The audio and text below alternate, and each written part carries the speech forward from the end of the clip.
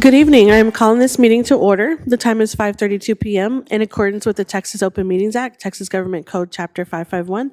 This meeting is officially open with the quorum present. We will now move to our pledge, vision, and mission statements, which will be led by Eastern Hills High School JROTC cadets. Good evening, President Martinez, Superintendent Dr. Molinar, and members of the board. Everyone, please stand for the pledges.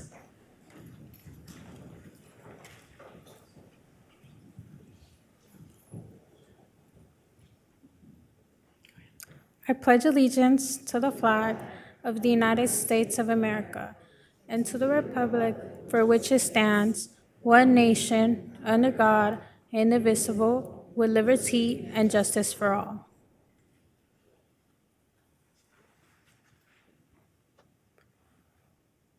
Honor the Texas flag. I pledge allegiance to thee, Texas, one state under God, one and indivisible.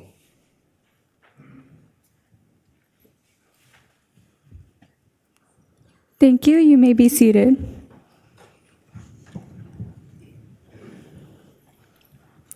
Fort Worth ISD Vision. Fort Worth ISD, igniting in every child a passion for learning. Fort Worth ISD Mission, preparing all students for success in college, career, and community leadership. Let's give our pledges a round of applause.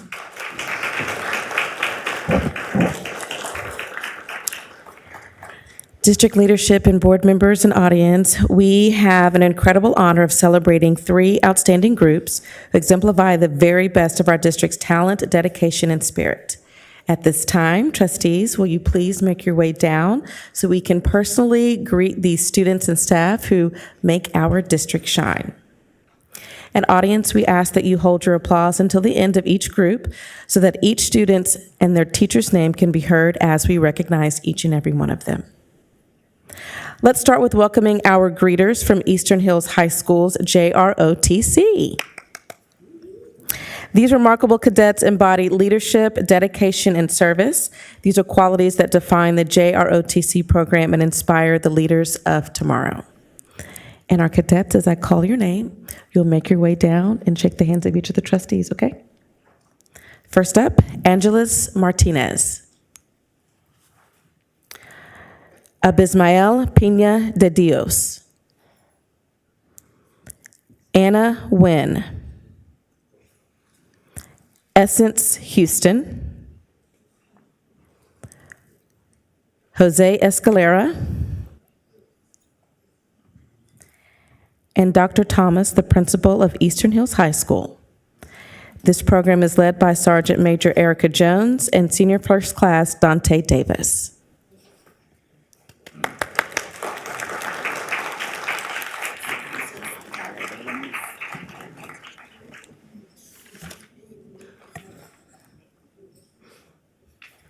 All right, the CTE students involved in Future Business Leaders of America and Health Occupation Students of America have demonstrated outstanding leadership, dedication, and achievement in their respective fields. Representing the school with pride, these students have excelled at regional, state, and national competitions. We proudly celebrate their hard work and commitment to excellence in career and technical student organizations. Get this, at their recent conferences in Round Rock, Texas, our FBLA and HOSA students showcase their skills and leadership in business and health science. Several of our students have advanced to the national level and will represent our schools this summer at the FBLA in Anaheim, California, and HOSA in Nashville, Tennessee.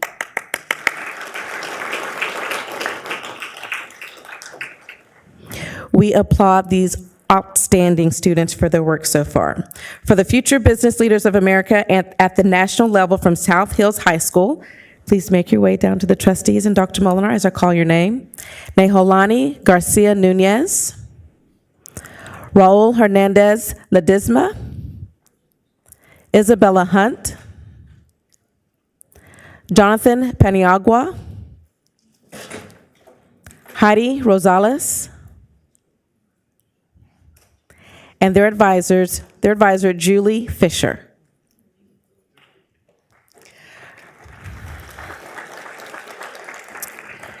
Now from O.D. Wyatt High School, we have Jemiah Henderson, King Cap, and their advisors, Julie Castellano and Marjorie Mitchell.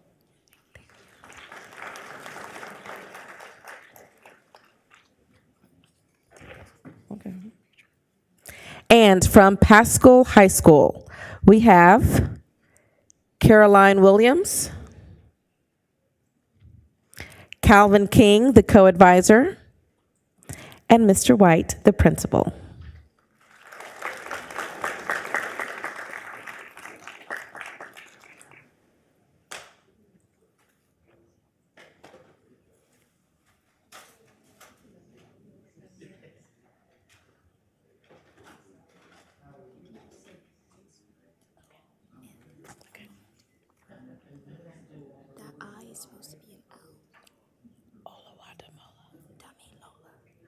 Oluwadimola Adebayi from HOSA. Come on.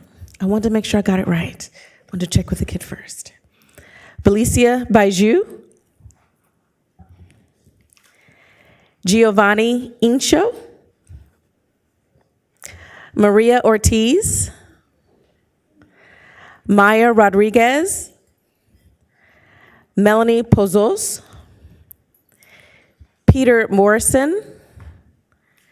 Landon Davies, and their advisor, Marissa Banks, and Clarabelle Griffith. These are HOSA students who advanced to state from the Texas Academy of Biomedical Sciences. Congratulations to those students.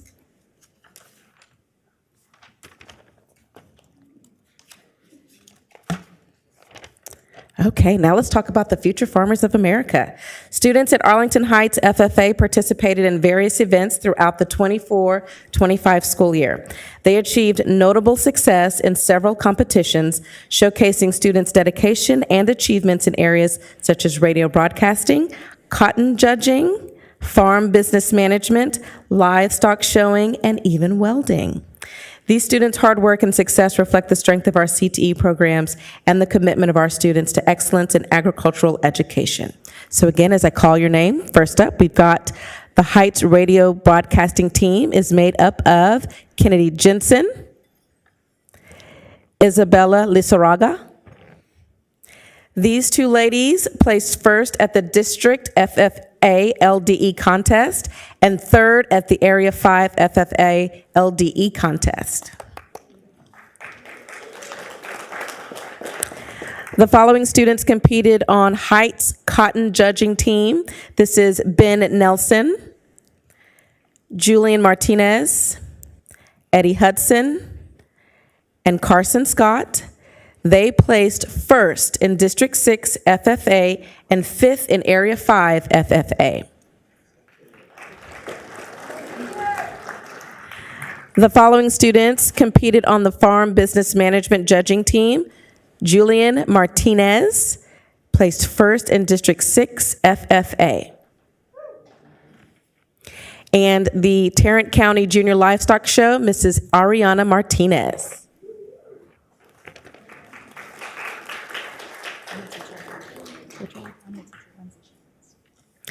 And our teacher's here too, Mrs. Shands. Thank you so much, Miss Lindsay. The welding sweepstakes winner from Arlington Heights FFA, Mrs. Lindsay Shands. Thank you so much. Okay. Next up, let's talk about the FCCLA, or Family, Career, and Community Leaders of America. This is the National Leadership Conference, which is hosted by Family, Career, and Community Leaders of America. This exciting event brings together students from across the country to compete in STAR events, attend leadership workshops, and celebrate their accomplishments. It's a dynamic experience that empowers students to grow as leaders in their schools and communities. This year, 14 students advanced to the state-level FCCLA competition in a variety of skilled categories. We are especially proud that 4 students from Northside High School advanced to the national level competition in hospitality, tourism, and recreation. That's levels 2 and 3. Congratulations to all of our FCCLA competitors for their hard work, leadership, and dedication. We are so proud and we celebrate your success and look forward to seeing the impact you will continue to make at the state and national level and beyond. So let's recognize those students. The state and national qualifiers from Northside High School: Antonio Cuervas Nieto, Brian Salazar, Aranelli Martinez, and their dedicated teacher, Ms. Heather Karima.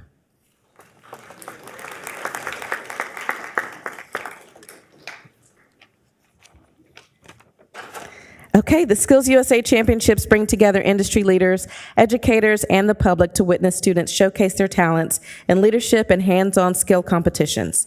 In February, 40 students from Southwest High School and Trimble Tech High School advanced to the state-level competition in a variety of skilled and technical categories.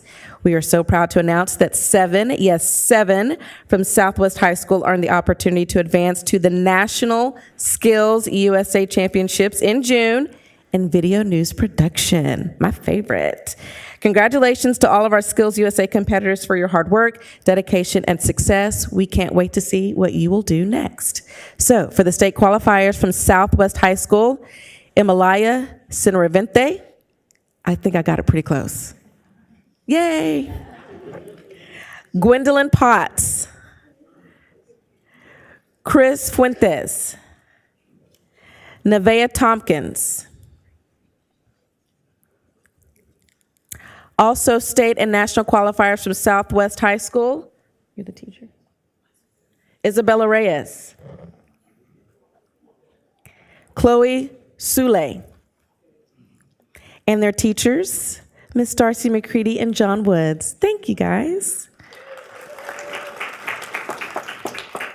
State qualifiers from Trimble Tech, Rigoberto Rodriguez, Saul Barboza, Juan Camarena. Got fans. Albert Martinez, Jose Zavala, Oliver Watson, and their teachers, David Silva and Laura Spray.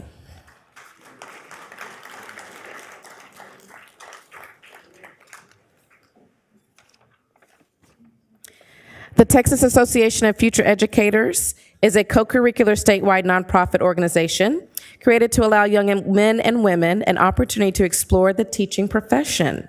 These future educators were recognized for their exceptional skills at the Teach Tomorrow Summit in Corpus Christi, and they advanced to the Educators Rising Conference in Orlando, Florida, competing at the national level. A total of 9 students placed in the top 10 at nationals, 4 of which placed second. This recognition highlights the successful competition achievements of our students who demonstrated their skills against peers from across the state and country. And we want you back in our classrooms teaching in a few years, okay? Okay, agreed. First up, from Dunbar High School, Jesslyn Altamirano. Trinity Campbell. And their teacher, Miss Angela Newman Thomas. Angela Newman Thomas.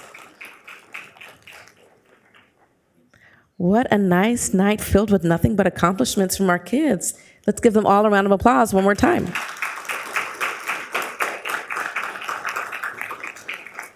And trustees, this concludes our recognitions for tonight. And audience, at this time, we will take a short recess to allow the trustees to take a photo with our talented students in the lobby. So we'll be back in just a few minutes.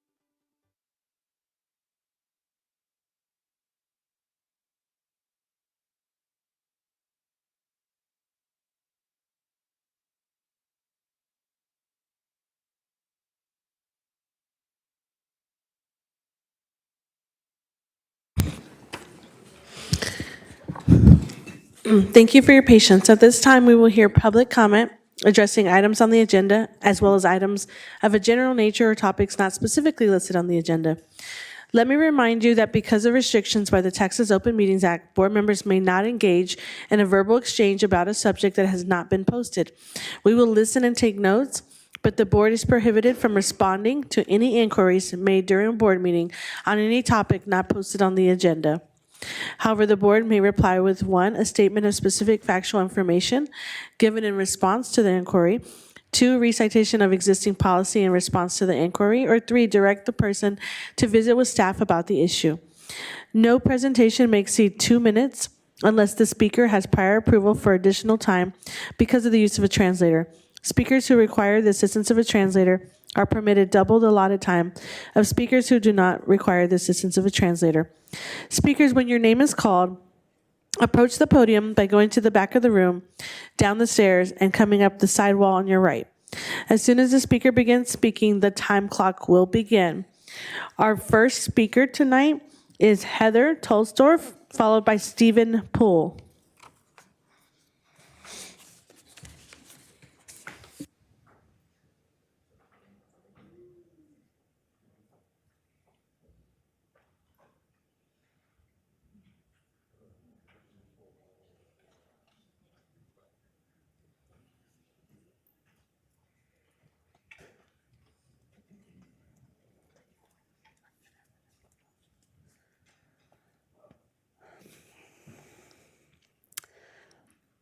When we first started the fight to preserve access to a high-quality education here in our district and save A-rated De Zavala Elementary, we had a lot of conversations with folks across the community.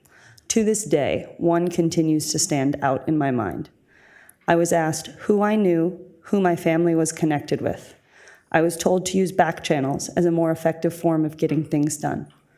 When I spoke with schools who got themselves off the closure list, they talked about connections. This is the culture of our district that got us here. Yet when I consider the challenges facing our district, I have a deep concern that this who knows who way of operating runs too deep to overcome. Our families are here today in the public forum to call attention to this risk, to push our community and whichever leaders come forth next to use data to make decisions, not just the convenient data, but the truly impactful data, the data that honors the moral obligation we have to every student, to give every student access to high-quality education here in Fort Worth. The TEA takeover is a resounding affirmation that we will not preserve our district with continued failure and the pursuit of mediocrity. This is a call to our community and future district leaders. Preserve, study, and replicate excellence. Please re-examine the current strategy for school closures, like 4 consecutive year A-rated De Zavala Elementary, serving over 70% at risk and majority Title I students. I look forward to the promising future of our district. Thank you. Thank you, Stephen Poole. Stephen Poole will be followed by Jose Estrada. Good evening, Ms. Martinez, members of the Board of Trustees, and Dr. Molinar. I'm Stephen Poole, Executive Director of UEA, and there's something that Commissioner of Education Mike Morath and I agree on, and that's the growing number of uncertified teachers across the state of Texas. At a State Board of Education meeting this spring, he testified that students with an uncertified first-year teacher achieve worse outcomes than those with a certified teacher. And he pointed out that uncertified teachers are assigned to Title I schools serving primarily African American and Hispanic students. Every Fort Worth student deserves a highly trained, certified teacher in front of them every single day.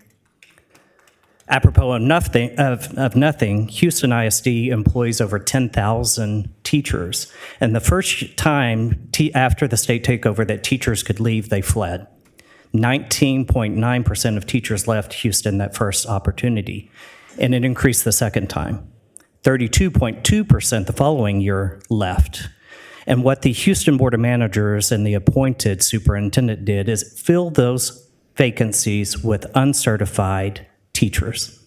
Last school year, Houston ISD had 20% of all teachers untrained, uncertified, 1 out of every 5.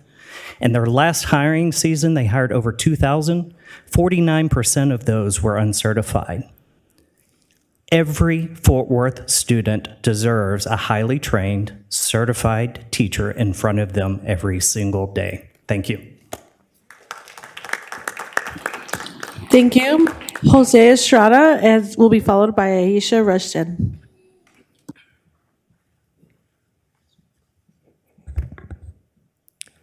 Good evening, members of the board and Fort Worth community. My name is Jose Estrada. I stand before you as a parent, a veteran, and as someone who still believes that public education should reward success, not silence it. I refer to page 3. De Zavala Elementary is not failing, it is leading. For 4 consecutive years, De Zavala has outperformed FWISD and every surrounding campus in both student achievement and school progress, not by luck, by leadership, and not by exception, by example. Every number in this packet represents children who show up ready to learn and teachers who never stop believing they could make a difference.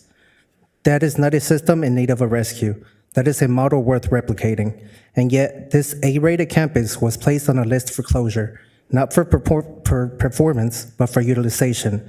A number on a spreadsheet should never outweigh the value of a child's success story. That's not failure, that's bureaucracy. And bureaucracy can be corrected. Refer to pages 4 and 5.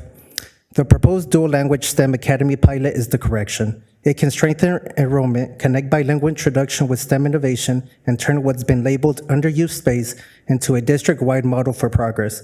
It's not a distant concept, it's a ready plan, refined, researched, and built to expand opportunity for every student who walks through those doors. If approved, this program will do more than keep a school open. It will keep a community alive. It ensures that De Zavala remains a place where diversity is power, where growth is intentional, and where Fort Worth can point and say, that's how it's done. Behind every chart are students who have already proven what's possible, and teachers who refuse to let potential go to waste. De Zavala never needed help, just to be heard. We're not asking for favors, only fairness. Give us the chance to move forward with this plan and prove what the data already shows, that De Zavala is not a problem to solve, but a promise to keep, a promise this district can still choose to honor. We ask this board to keep De Zavala open and approve the STEM Academy pilot. Thank you. Thank you. Aisha Rushton will be followed by Bob Willoughby. Good afternoon. My concern today is language equity. While emergent bilingual learners receive targeted support, monolingual English speakers are not given similar opportunities. Texas Education Code 29.053 mandates bilingual education when 20+ students of the same language classification are enrolled in a grade level. This policy unintentionally creates a divide. Some students are prepared for bilingual proficiency, while others are left behind, contributing to long-term educational disparity. Research shows children who begin learning a second language before age 6 score 10% higher in reading and math, show 12-point gains on standardized tests, develop stronger critical thinking and problem-solving skills. The U.S. Department of Education confirms early dual language learning boosts cognitive development and academic performance. Texas is home to speakers of over 120 languages, including Spanish, Vietnamese, Arabic, Chinese, Urdu, and more. Nearly 1 in 4 students in Texas public school are emergent bilinguals. Fort ISD should leverage this diversity to benefit all students. Most recently, Delta Airlines was looking for bilingual flight attendants for hire. Fort ISD had made significant strides in implementing dual language immersion programs, particularly through its pilot dual language program in pre-K and kindergarten in currently 13 schools. Most recently, there was a 3-week summer program, simultaneous biliteracy model for pre-K through grade 5. According to Dr. Marie Menzoda, Fort ISD Executive Director of Emergent Bilingual Programs, this program represents commitment to preparing students for an interconnected world. This shows feasibility and community interests. I therefore suggest some actionable items: increase two-way programs to more campuses, increase access beyond the current list of schools, offer entry points beyond first grade with intensive language support, train more educators in biliteracy pedagogy and cross-linguistic strategies, university partnership for teacher training and curriculum support. Thank you. Thank you. Bob Willoughby will be followed by Liz Conville. Tell you. Well, you guys have hit a new low. In court, your lawyers, which now get the word title sleaze lawyers, instead of addressing the issue, the problem, y'all not taking responsibility of your mistake, because it was your mistake, you admit it, it cost me over $1,000. I'm just trying to recover my losses because of your error. The ISD, there's no argument about the error. It's ISD misses their error, but they'll fight not to take care of their responsibility. Now, how can you be in charge of the kids if you don't want to take responsibility for your own mistakes? I'll tell you, this new thing, takeover, if it gets rid of you, I'm happier it can be because you don't answer questions and you don't do your job. This stuff they took, your lawyers brought to court. One, about me being banned from city council. It has nothing to do with our lawsuit against y'all not doing their job. It has nothing to do with it. All it was a smear. And I'll tell you, I got banned from city council of Fort Worth because Maddie Parker barefaced lied. She said I cursed at 12-year-old kids at that meeting, at a council meeting. That's a barefaced lie. And then I was banned. That's not true. And your lawyers used that to smear on me. Now, it's on the side of my car, Maddie Parker, two-faced liar, and I love it. People take pictures of it, it's going to stay on there until she takes it back. But she banned me. I got banned 3 months, and I was not guilty off a lie. And then your lawyers use it in a court, which I filed an appeal. We're going to go to a higher court. This whole thing is costing a whole lot more money than to settle. Now, it would have been settled if you were decent people, but you're not decent. You're indecent. You're filthy to me because you don't answer. You don't respond. All you had to do, the chair had to do was just return one phone call and never did. I had to go to court. I lost over $1,000 trying to do my civic duty, written schools to get people to know what's going on. Instead, you fight me doing it. You need, I mean, I just can't come up with the words how sleazy this is. When I saw this and the lawyers got there at the court, this is the third time we went to court too. I think it was all sham. But the stuff they brought up about me and not the case, that's ridiculous. Very embarrassing on the ISD, and I hope you're all gone. That'd make my day. Thank you. Thank you, Bob. You've never once called me, but if you would like to, you can meet with staff. Next up is Liz Conville, followed by Michael McDermott.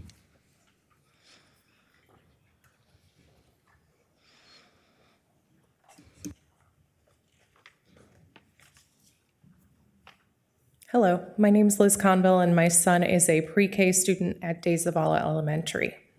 We moved to Fort Worth in 2022 when my son was 2 years old. School was on my mind, but I knew that we had some time. It became a very revealing litmus test to meet realtors and other parents and hear what they had to say about the neighborhood schools. Many parents I met clung to the established narrative that one school across the train tracks is the preferred school. In light of the pending TEA takeover, I want to remind the current and future school board that De Zavala is scheduled to close despite 4 consecutive years as an A-rated elementary school in the district.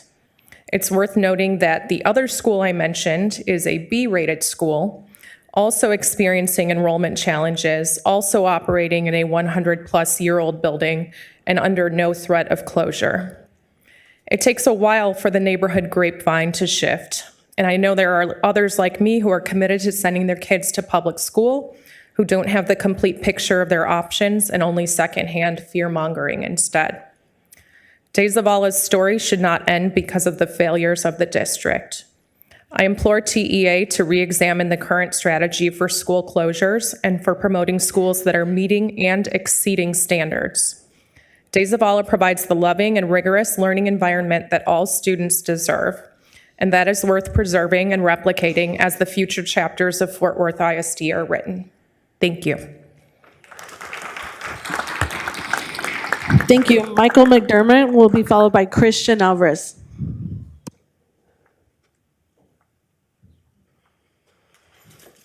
Good evening, Board. I'm Michael McDermott, and I live in the Fairmount Historic District, and I'm also considered sort of the neighborhood historian. My aunt taught at De Zavala from 1908 to 1913. The school opened in 1905 and is still the longest continuously running school that we know of in the city, and certainly in the South Side, historic South Side, and maybe in the city of Fort Worth. It's been open since 1905. This school is A-rated, and it seems to be backwards and does not make sense And I appreciate you looking at me too. I really do, because I want you to hear this. It doesn't make sense to close an A-rated school and then take those students and shuffle them over to the nearest two B-rated schools and possibly bring them down to C-rated schools. This is a recipe for failure, not for success. The teachers at De Zavala have, I don't know what they have that the other teachers don't, but they certainly are doing a fantastic job. I also want to announce here tonight that I've been working with the city of Fort Worth, and we have discovered not only is De Zavala a contributor to our National Register Historic District, but is now a certified historic landmark. So the building cannot be taken down once it's closed. It has to be redeveloped as the structure that it is, which is, if you talk to Historic Fort Worth, a lot harder to do than you think. It would make more sense to keep this open as a school and improve the building like you have some of the other 100-plus-year-old schools around Fort Worth that are staying open, and keep this good school with its good teachers and its great principal open and active and continuing as an A-rated school. That, to me, makes more sense than closing it down in any way. Thank you so much. Thank you. Christian Alvarez will be followed by Amanda Ine.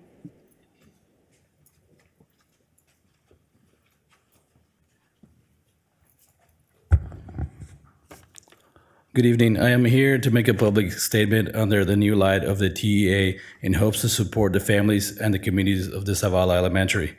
We were here this spring advocating for this issue, but nevertheless, the current board unanimously decided to follow up with the decision to schedule closures of 18 schools by 2029. Quite a disappointment for many community residents. I strongly urge the future board of Fort Worth ISD to reconsider the decision that includes closing high-performing schools like De Zavala Elementary. Fort Worth is currently rated a C district with only 10 schools earning an A rating in the 2023-24 school year.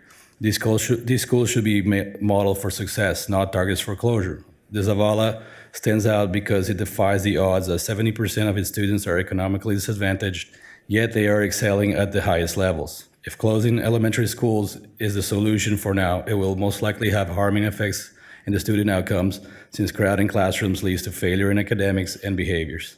This will mostly hurt minority populations of Fort Worth. Looking at the bigger picture, only 27% of schools receive an A rating, and among them, the average percentage of economically disadvantaged students is just 43%.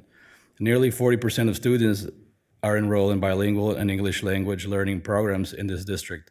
De Zavala is exceeding expectations in ways that few schools, public or charter, can match. Instead of closing successful schools, I once again urge the board to consider how to expand and replicate their impact instead. The choice is clear: preserve and expand what works. Don't take these opportunities away from students that need them the most. Thank you. Thank you. Amanda Ine, followed by Daniel Bennett.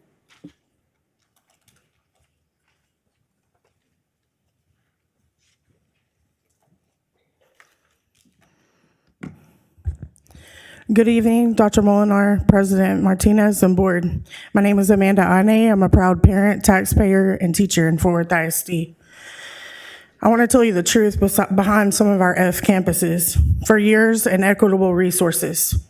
Sitting across the two sections of my fourth grade ELR classes at Briscoe Elementary are at least 6 students who show definite signs of being dyslexic, and yet they're in fourth grade and have not been identified. Why, you may ask? It's not because they didn't have teachers or a principal who didn't care or just passed them on. In many cases, the teacher and the parent have seen it and spoken up. The reason can be attributed to years of the following. Half of a diag. Our diag is on campus 1 day a week. A third of a dyslexia teacher. Our dyslexia teacher is split between 3 different campuses. Half of an LSSP on campus 1 day a week.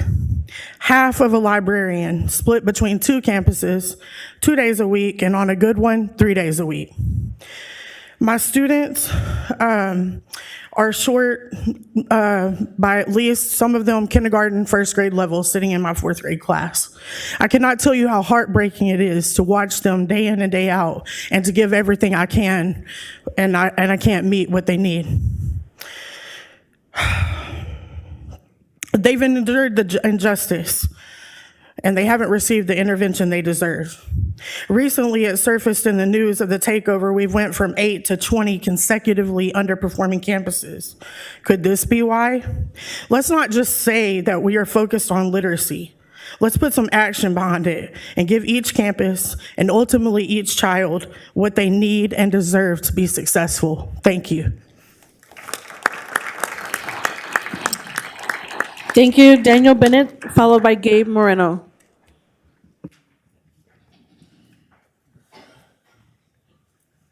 Good evening, Daniel Bennett. I'd like to speak to you about the Tarrant Appraisal District Board appointment process. You guys just canceled your meeting. Congratulations. I'm so happy that happened. Let me go back in time. In November 14th of 2023, Arlington ISD, they were searching for a superintendent, had 2 meetings, and then they voted for the TAD election 2023, violating the state law. The TAD board forgave them and said, hey, you guys didn't know. Fast forward to now. Ms. Syeda Syed is running on your ballot. She's been trying to earn your votes for 2 years. She's in Detroit at a wedding. She calls me and says, Joe, you've got to call over to Fort Worth ISD. I said, why? They have 2 meetings back to back and they got their ballot on the 22nd. If they have 2 meetings back to back, they're going to forfeit their right to vote. So I did what I could to jettison the process, and someone made the decision to cancel tomorrow's meeting. Well, you can thank Syeda Syed. Otherwise, your votes would have been thrown into the trash. They would not count. Now, let me ask you, did Mike Alford call you to protect the Fort Worth ISD and the taxpayers? No. Did Wendy Burgess call you to protect the Fort Worth ISD board and the taxpayers and the superintendent, Ms. Molinar? I don't know. I'm going to say no. Did Eric Cryle call and say, hey, you got back-to-back meetings, you're going to lose your votes? No. Did Ms. Syeda Syed call me because she's in Detroit at a wedding and I did everything I could to save this body, which apparently the communication worked?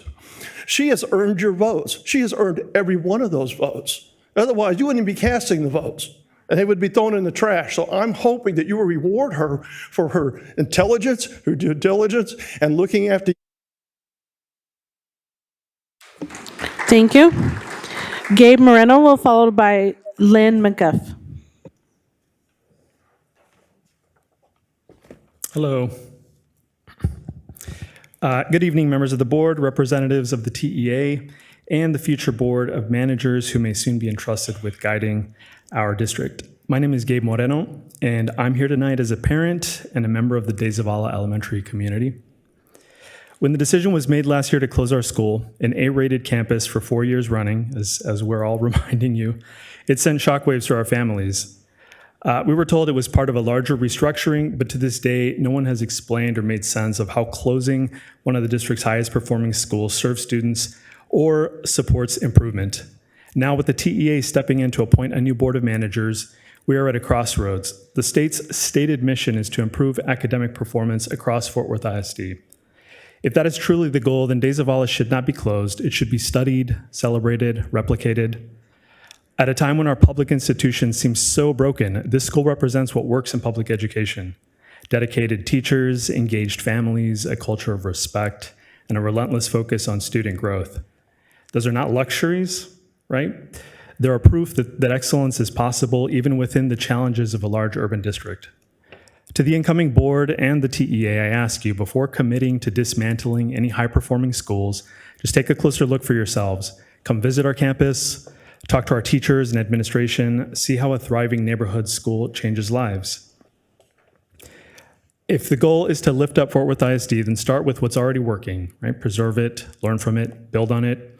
Because De Zavala isn't just a school worth saving, it's a blueprint for the future that you want to create, that we all want for you to create. Thank you. Thank you. Lynn McGuff, followed by Brad Ballard. Good evening. As a parent of 3 Fort Worth ISD alumni and a current teacher for the district, I would like to say thank you to Dr. Molinor and the Board of Trustees. Over the last several years, there has been a group of people that have been very vocal and negative towards our district and our board. While it is easy to call out the negatives, it is much harder to be a part of the solution.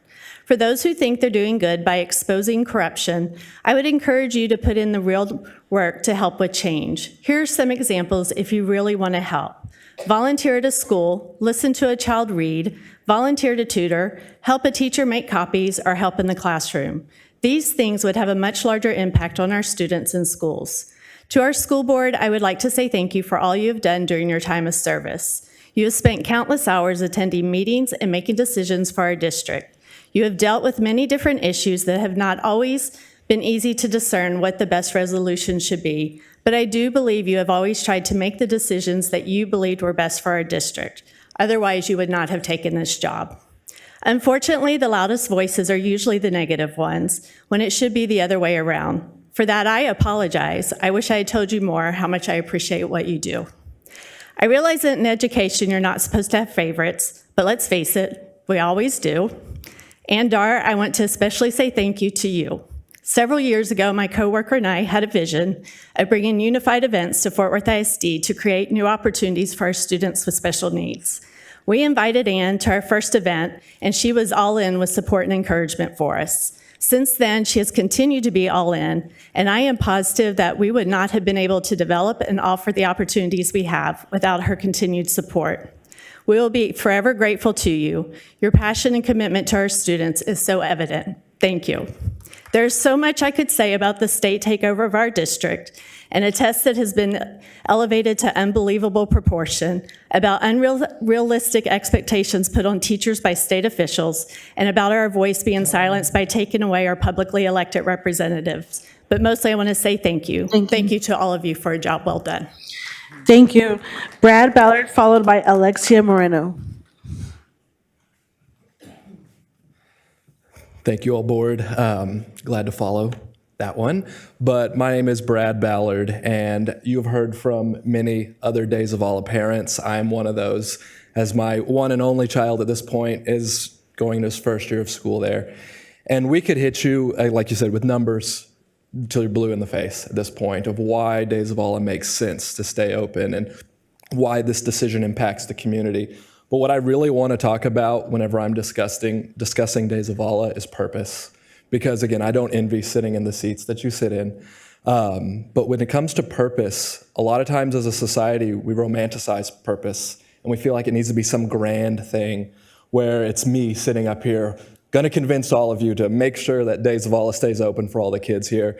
But purpose can be something as small as just a tiny interaction. And this is something that you see with the teachers and students and parents at Days of Allah. Because while maybe a decision doesn't change here, little moments and seeds that we plant can impact the future generations that we have here. And I truly believe that's what I want to implore to you all about keeping Days of Allah open for the future. I've been very blessed to experience some of the highest highs and the lowest of lows, where there's 99% reasons why I shouldn't be standing up here today, just from past experiences in my life. And I've always told people that maybe my purpose was just doing something for my child when he's in middle school, helping him through one moment, and that's what kept me here on this planet. And I want to just put that to you all, because I know you all sit up there for a purpose at the core of why you sit on the board and why you're involved in what you're doing here. So just keep that in mind as you continue to hear from more parents of Days of Allah, that there is a purpose, and it could be something very small, and it might not be something that we'll see today or see next year, but it's something that will impact the generations and the kids that do go through those doors, as well as the people that move to that area in the community. So thank you for hearing us out.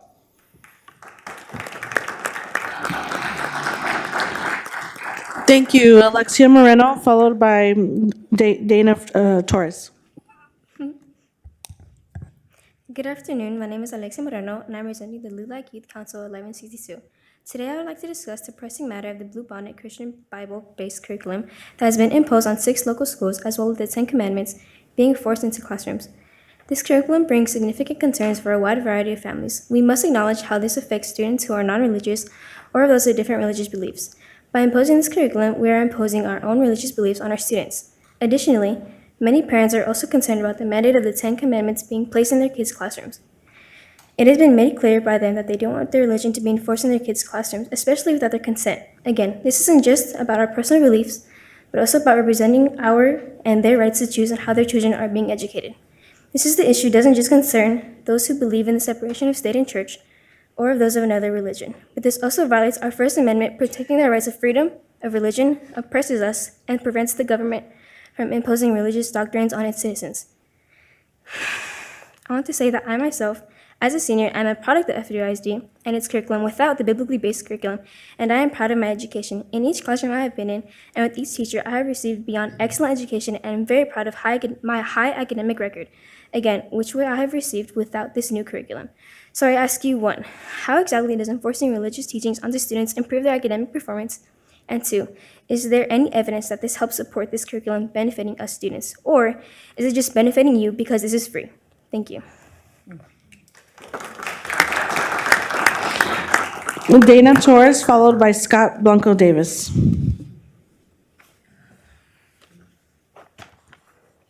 Good evening, members of the board. My name is Ayana Torres, and I'm here to speak on behalf of the Young Women's Leadership Academy soccer program, specifically making you aware about some of the challenges our soccer team is and has been facing. One of our biggest challenges currently is that we are unable to practice during athletics. Without consistent practice time, it is hard for our team to improve, build teamwork, and compete at the level we know we're capable of. Another major issue is the lack of proper equipment. We simply don't have enough of what we need, and much of what we do have is worn out or have been provided by our coaches, considering we do not get as much support from the district as other schools. On top of that, we don't have a field of our own to practice or play on. The only nearby field is I Am Terrell, and that field is uneven and players could easily get hurt. I am aware that that field was supposed to get fixed and ready for YWLA to use this year, but that hasn't yet happened. Transportation has also become a big problem. The team has to wait an hour until the next bus is available to take us to Farrington Field to practice. This is a disadvantage as the team loses practice time and ends practice at a later time.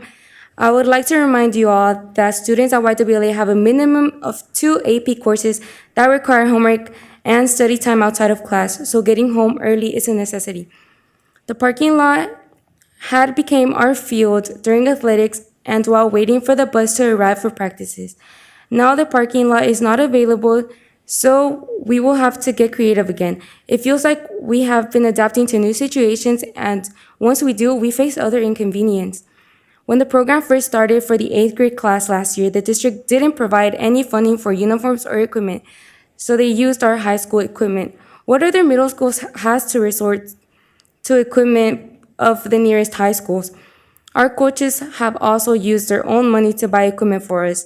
All we're asking is for a little more support for basic equipment, help with transportation. Thank you. Thank you. Scott Blanco Davis. Can we have staff please visit with her at some point? Thank you. Scott Blanco Davis will be followed by Lon Burnham. Wow, been an interesting month and a half here. I was coming in today to talk about DOLs, demonstrations of learning. Little history.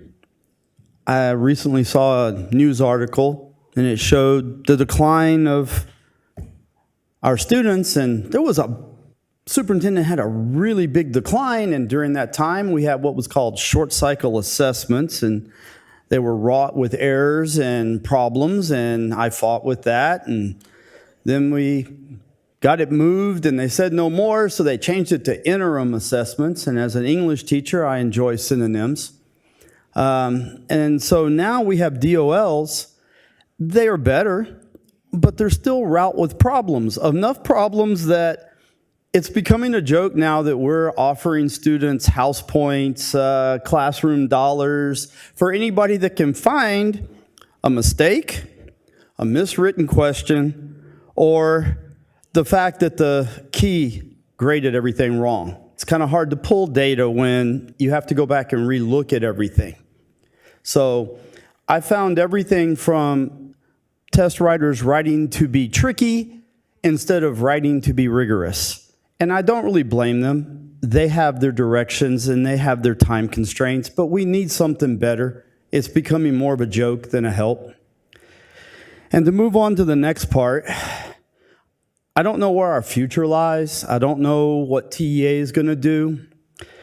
I do know that I've been worried about the district for a long time, so understand I put my name in for Board of Managers, and I will truthfully say my offer of coffee still stands. Nothing will be shut. If it does come to that, there will be a voice that you can come through if you need for your district. Appreciate it. Thank you. Lon Burnham, followed by Kelly Moreno. And after Kelly is David Martinez.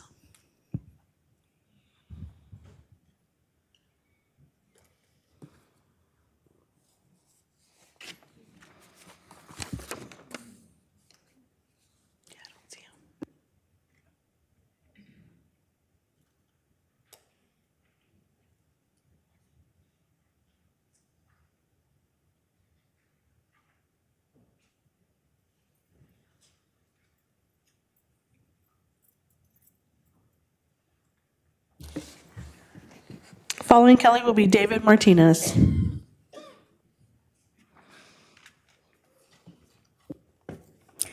Hi, I'm here as a parent deeply concerned about the decision to close De Zavala.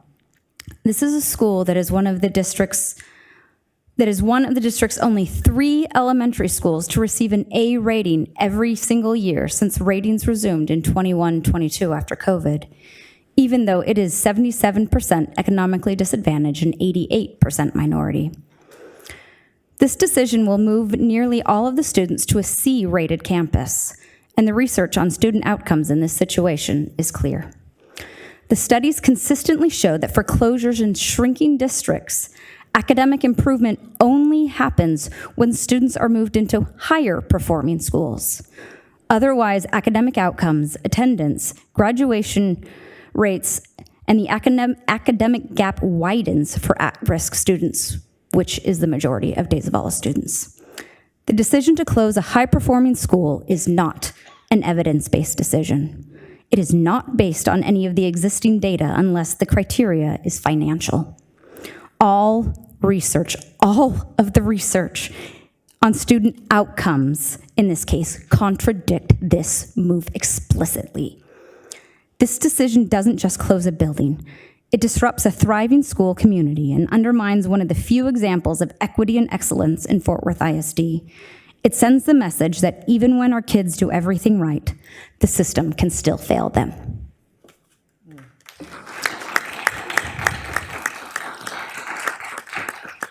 Thank you. David Martinez.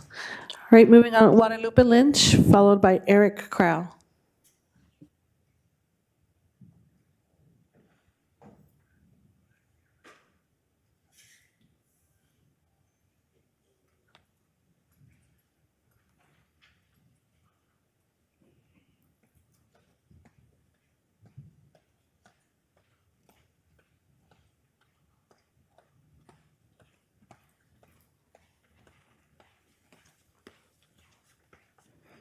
Hi, good evening, esteemed board, Superintendent Molinar, and the trustees. My name is Guadalupe Lynch, and I am your Fort Worth ISD Council of PTA's president. I'm here to give our fall State of the Council report. As of today, we have 6,654 PTA members. We are currently at 90% of our last year's membership, so we need at least 709 more to go across the district in order to beat that goal. Currently, we have 60 charters, 4 inactive, 37 active, and 19 already in good standings. We currently have an impact mentorship program that is just launched this year. It is designed to offer volunteer mentorship programs and monetary needs for all schools, whether PTA, PTO, or schools without a parent program. We currently have 3 applications for this program now, and we're excited to see it grow throughout the rest of the year. We currently have 18 charters who have won the Head Start Award. This means that they currently have 75% of their membership. We had 21 schools earn the Early Bird Award, which means they have already met 100% of their membership from last year. We also currently have 5 campuses that have earned a Golden Apple Award, which means that they have 100% of their faculty and staff on their local charter. If you haven't already, I implore you guys to join a PTA or also choose any of the multi-PTA packages available on our website. With the TEA takeover in consideration, you guys have our support. However we need it, please feel free to reach out. We are already grooming our local leaders to step in and apply for the Board of Managers so that we have some percentage of local voice. Thank you for what you do. Good night. Thank you. Eric Crowell will be our final speaker.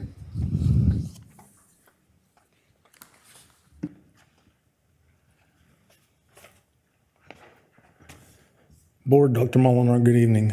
Eric Crowell. I am one of the TAD candidates that was mentioned earlier, and I'm here. I just want to pass along some information to you guys.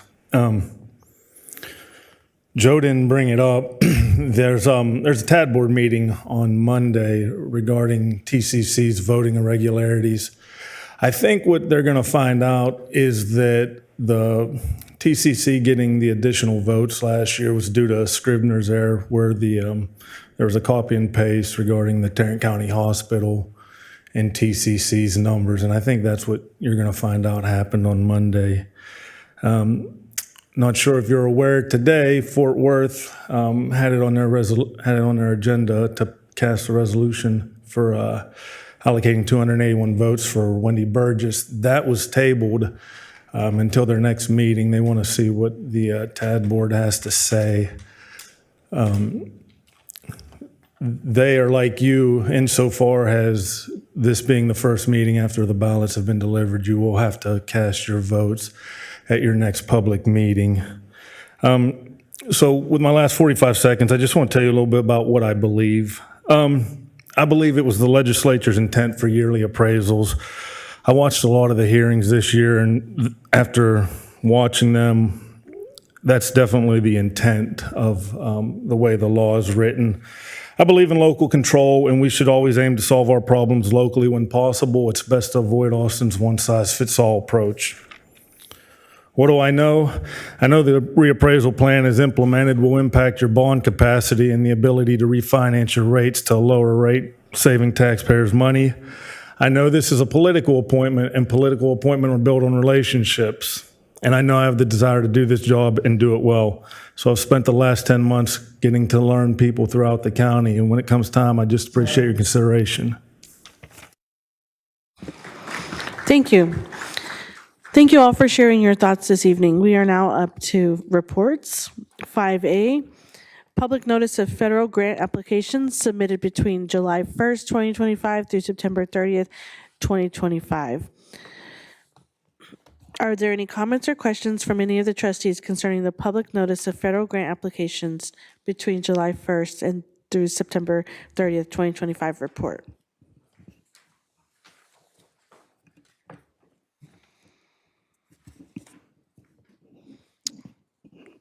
All right, seeing none, I will move to 5B, the board committee report.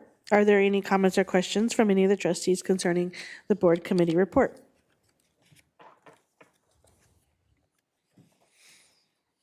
And seeing none, we'll move to 5C, emergent bilingual evaluation for 2024 through 2025. Are there any comments or questions from any of the trustees concerning the emergent bilingual program evaluation for 24-25 report? All right, and we are now up to the superintendent report, and I will turn it over to Dr. Molinar. Thank you, President Martinez. We actually have 3 separate reports this evening. We're going to start with my report is really around the strategic priority update, and then you'll get to hear an update around our fine arts, and then our college, career, and military readiness. So, my clicker, I'm trying to click through. You guys may have to help me up there. Strengthening the framework. So as we continue to strengthen our instructional planning calendar and our curriculum framework and analyzing our data as it's coming in from our first 6 weeks, as well as going back and looking backwards to our STAR assessment data. We definitely took notice that we need to strengthen our framework in the area of writing. So structured writing strategies really need to be emphasized in our daily instruction planning calendar. And I'm going to share with you how we are implementing that at the end of the second 6 weeks and then fully going into the third 6 weeks. Just a little bit of background around STAR writing performance. In October the 2022, for the 2023 assessment with the STAR redesign, how we measure and how we look at writing was changed from the original that we look at scoring our students in 4th grade and 7th grade with a separate writing test. It's now embedded into our STAR in the redesign. We're looking at our STAR, and we have 2 different constructed responses. There's an extended constructed response that is on STAR. That is very similar to an essay being written. And then there's a short constructed response. And that is a little similar to making sure you're responding to an open-ended question. So it's a lot shorter response. So you'll see this in our STAR redesign that our students have been adhering to since 2023. As we're moving forward in Fort Worth ISD, we saw we needed to assist our students as well as our teachers by implementing a lot more structure and expectations around writing. And this isn't only for a STAR assessment, but more importantly, this is really for how are we preparing our students at each grade level. We know that if our students are solid and strong with writing, that helps them be a solid literacy student as well.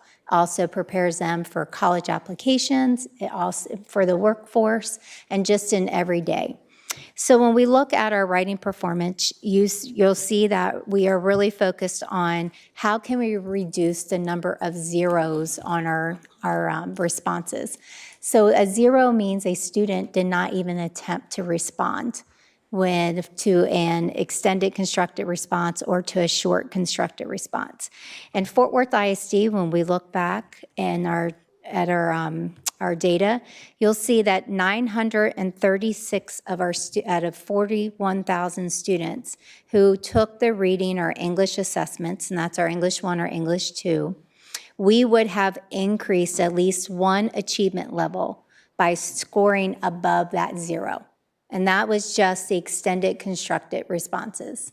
So that means if 936 of our students that received zeros would have at least received a 1, we would have moved up 1 achievement level with those students. And it's just not about achievement, but that means our students are not attempting to respond. But then you have to look at what's that root cause. You have to take ownership of that. What have we put in place as a system to give support in the classroom to make sure our teachers have the tools they need to instruct writing? And this is when we're only looking at the extended constructed responses. This isn't looking at the short constructed responses. And this is only moving them from a 0 to a 1. That's not even trying to move a student from a 0 to 2, which we have a lot more higher expectations from a 0 to a 1. We want our students to score a 2, a 3. Here's the next data that we want to share. This is from May 2025, when the question is, why are we implementing additional writing instruction, additional program, doing training at this time of year, and really putting in expectations of writing?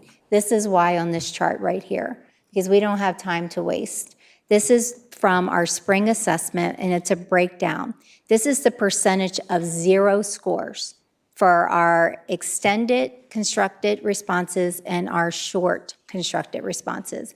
And what we have done is we have broken it down by grade level and language, and then the number of testers. So you'll see that number of 41,504. We had over 49% with a 0 score with the extended constructed responses, and then 35% of the short constructed responses.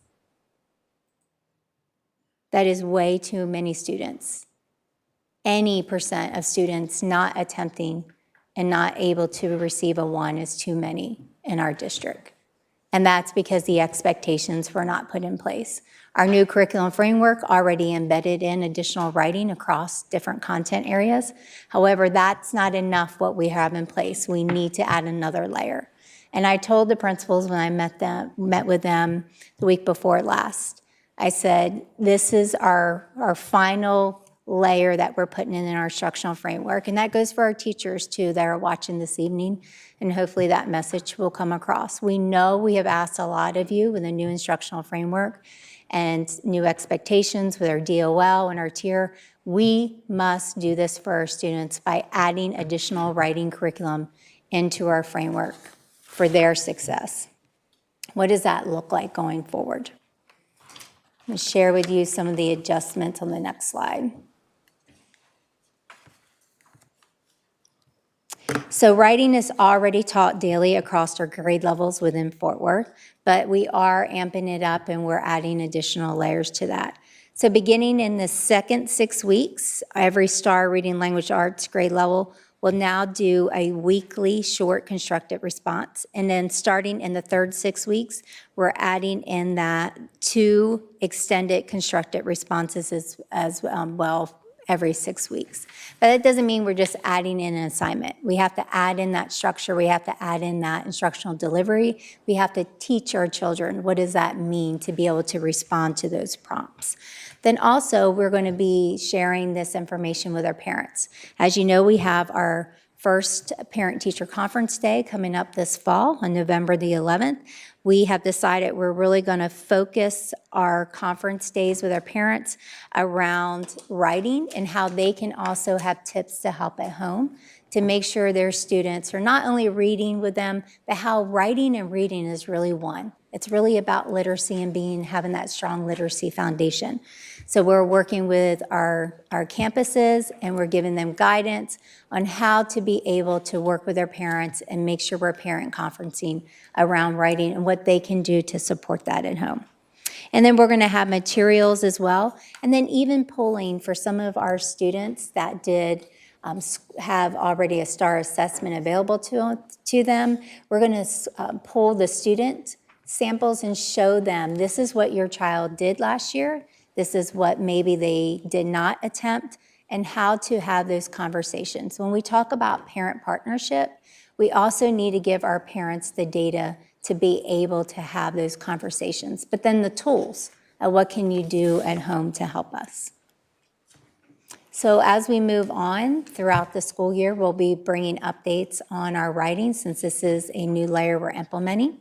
The next phase of this report, and my report's a little short because Mr. Chowdhury has a much longer, detailed report because we really want to share with you this evening about CCMR, which is College Career and Military Readiness, and what it is an outcome bonus and how does it impact our students. And when we hear outcome bonus, we sometimes just think money and funds. But for us, it's what can we do with those funds that our students can generate. But more importantly, our students who generate outcome bonuses means that they're college, career, and military ready. That is the important part. Yes, funding is very important, and what we do with that funding is even more important to impact our students. But making sure that they are ready at graduation and they meet the requirements for being college, career, and military ready. So we'll get more detail, but here's just a sample of what a CCMR outcome bonus threshold is. 11% of annual graduates who are economically disadvantaged. And you'll see on the next slide how let me move one slide, there we go. how we measure our students and the outcome bonuses we can receive for economically disadvantaged, and then a student who's not economically disadvantaged. But then also our students who are in our special education programs. It's very important because all of our students must be ready at graduation and be considered CCMR availability. So you'll see here on our next slide, here's the awards for each of our annual graduates in the cohorts. So we receive $5,000 for an annual graduate that is economically disadvantaged, $3,000 not economically disadvantaged, and then $4,000 if they're enrolled in any special education program. You'll see on a chart below, I'm sorry, my slides are, I don't think it's clicking correctly for me. I need to go back, please. There we go. You see on the slide below, there's 3 areas that help meet that criteria. Being college ready, and Mr. Chowdhury will explain in more detail, being career ready, and then being military ready. So there's 3 different criteria you have to meet. This is the part I want to share with you. When we talk about transparency, and we talk about funding, we have, as a school district, left roughly $103 million of potential CCMR outcome funding that we have not assessed or accessed over the first 6 years when it was available. That's $103 million. Now, it's very rigorous to get that total money. That's not easy for any district to do, and I'm not saying that we left it on the table. We could have gotten the whole $103 million over the 6 years.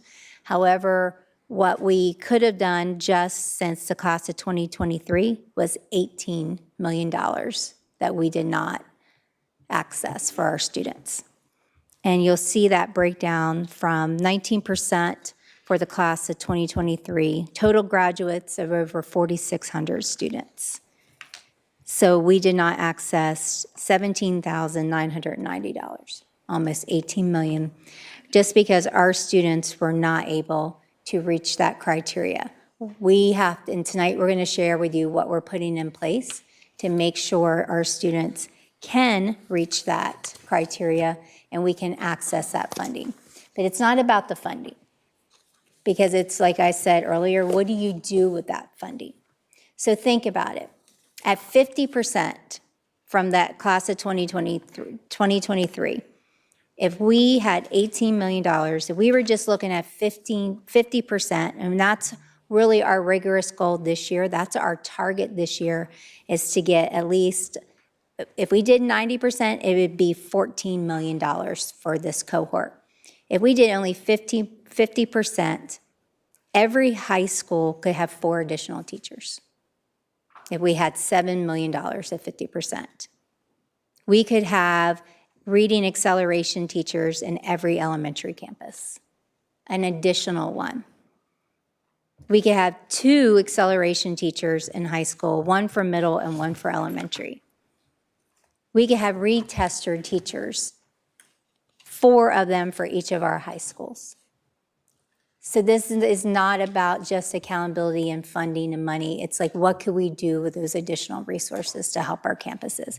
If we had 14 million, if we had 90%, if we can meet the goal of 90% in our school district, $14 million, we could have 7 additional advising counselors in each high school here in Fort Worth ISD. If we did 90%. If we meet our target of 50%, we can put 3 to 4 additional advising counselors in our high schools. All of the funding that we are targeting and we're setting goals are going to go back into the campuses and the classrooms to generate and to help our students. And remember, this is to make sure they are CCMR ready, college, career, military ready. Moving to you're going to get a lot more information on CCMR this evening. I want to talk about TIA and teacher incentive allotment. So we are so proud to share that currently we have over 1,000 teachers that, this is not our projections for 2025, that reach and are considered teacher incentive allotment, TIA teachers. 274 of them are recognized, 506 are exemplary, and 224 teachers at the master levels.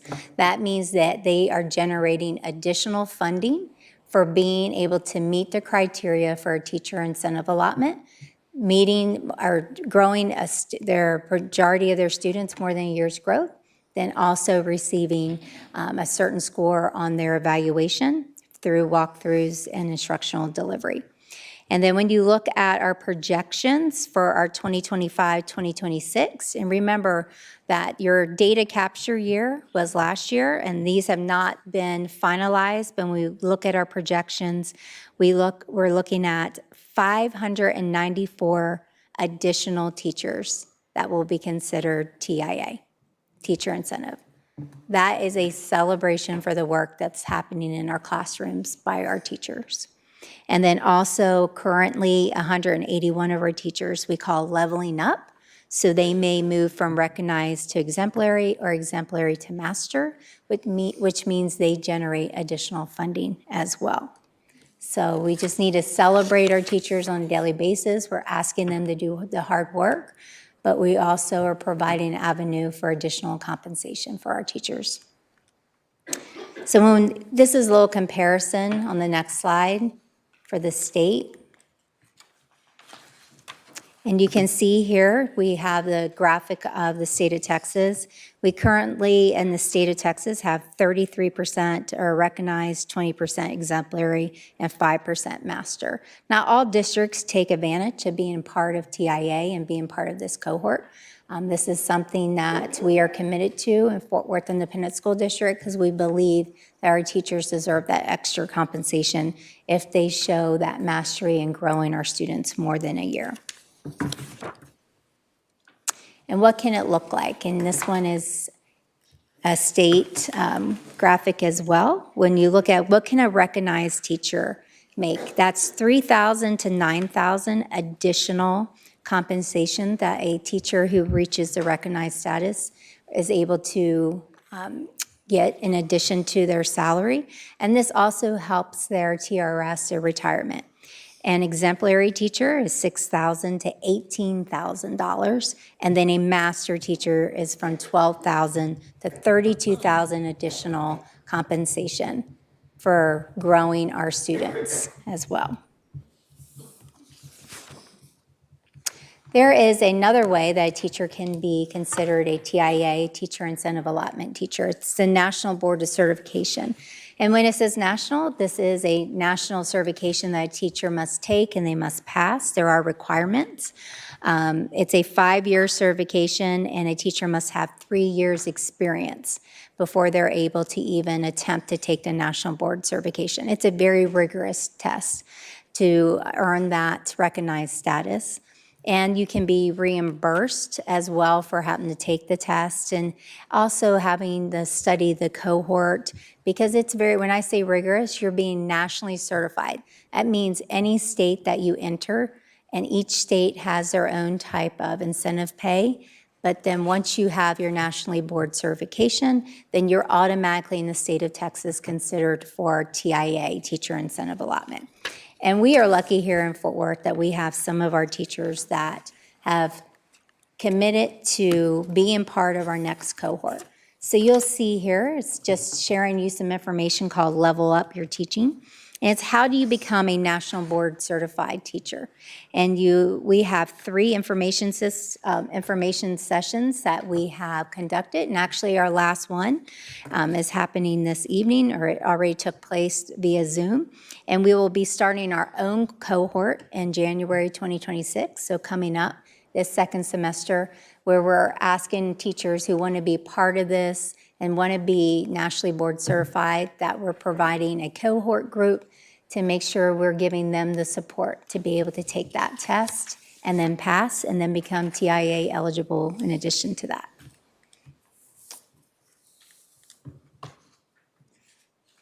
Want to make sure that we share with everyone that we have our Choice Expo on Saturday, November the 8th at Wilkerson Grimes, and this is where we invite our community to look at our schools of choice, our programs of choice as well. And those look very different in each school. We have an online catalog, and we have been pushing it out. But the in-person Choice Expo will happen on Saturday, November the 8th. It's also just fun. We have a lot of our campuses are represented, a lot of our programs. There are a lot of things to do hands-on for our students, for them to get to explore what those programs. There is choice in public education. We are choice here in Fort Worth ISD, and we have lots of schools of choice and programs of choice that thrive every day with great teachers. So we want to show off those campuses and those programs, so please come and join us at Wilkerson Grimes.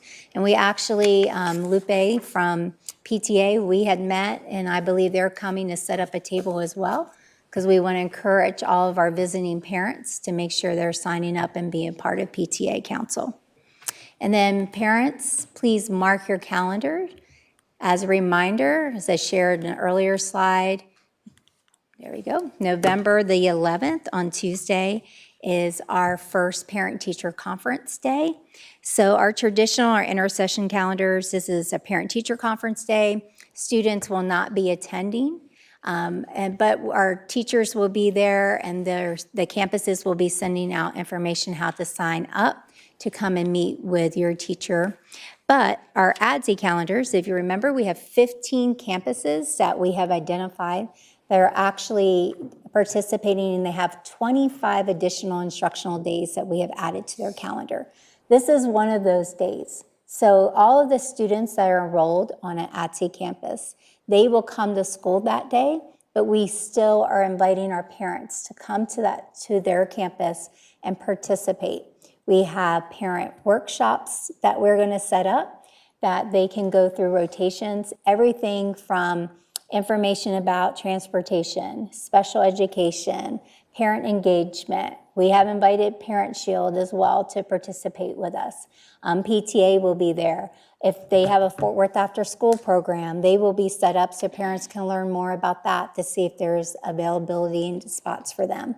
But then our parents, in addition to doing our parent workshops, will be able to come and go into the classroom and watch a lesson and participate in an instructional delivery lesson and have their child welcome them in their classroom. It's important we open our schools. We show parent engagement and partnership. We want our parents to come in. So for those campuses, our students do come to school that day. We still have breakfast and lunch, and we still have regular transportation routes for those 15 campuses. So school as usual, but with the twist of parents will be there and participating and get to see the great things happening on those campuses. So at this time, I'm going to turn it over to our Executive Director, Jesse Cannon, with our Visual and Fine Arts, and he will be presenting a report and an update, the wonderful things we have going on beyond the stage. So Mr. Cannon, I'm turning it over to you.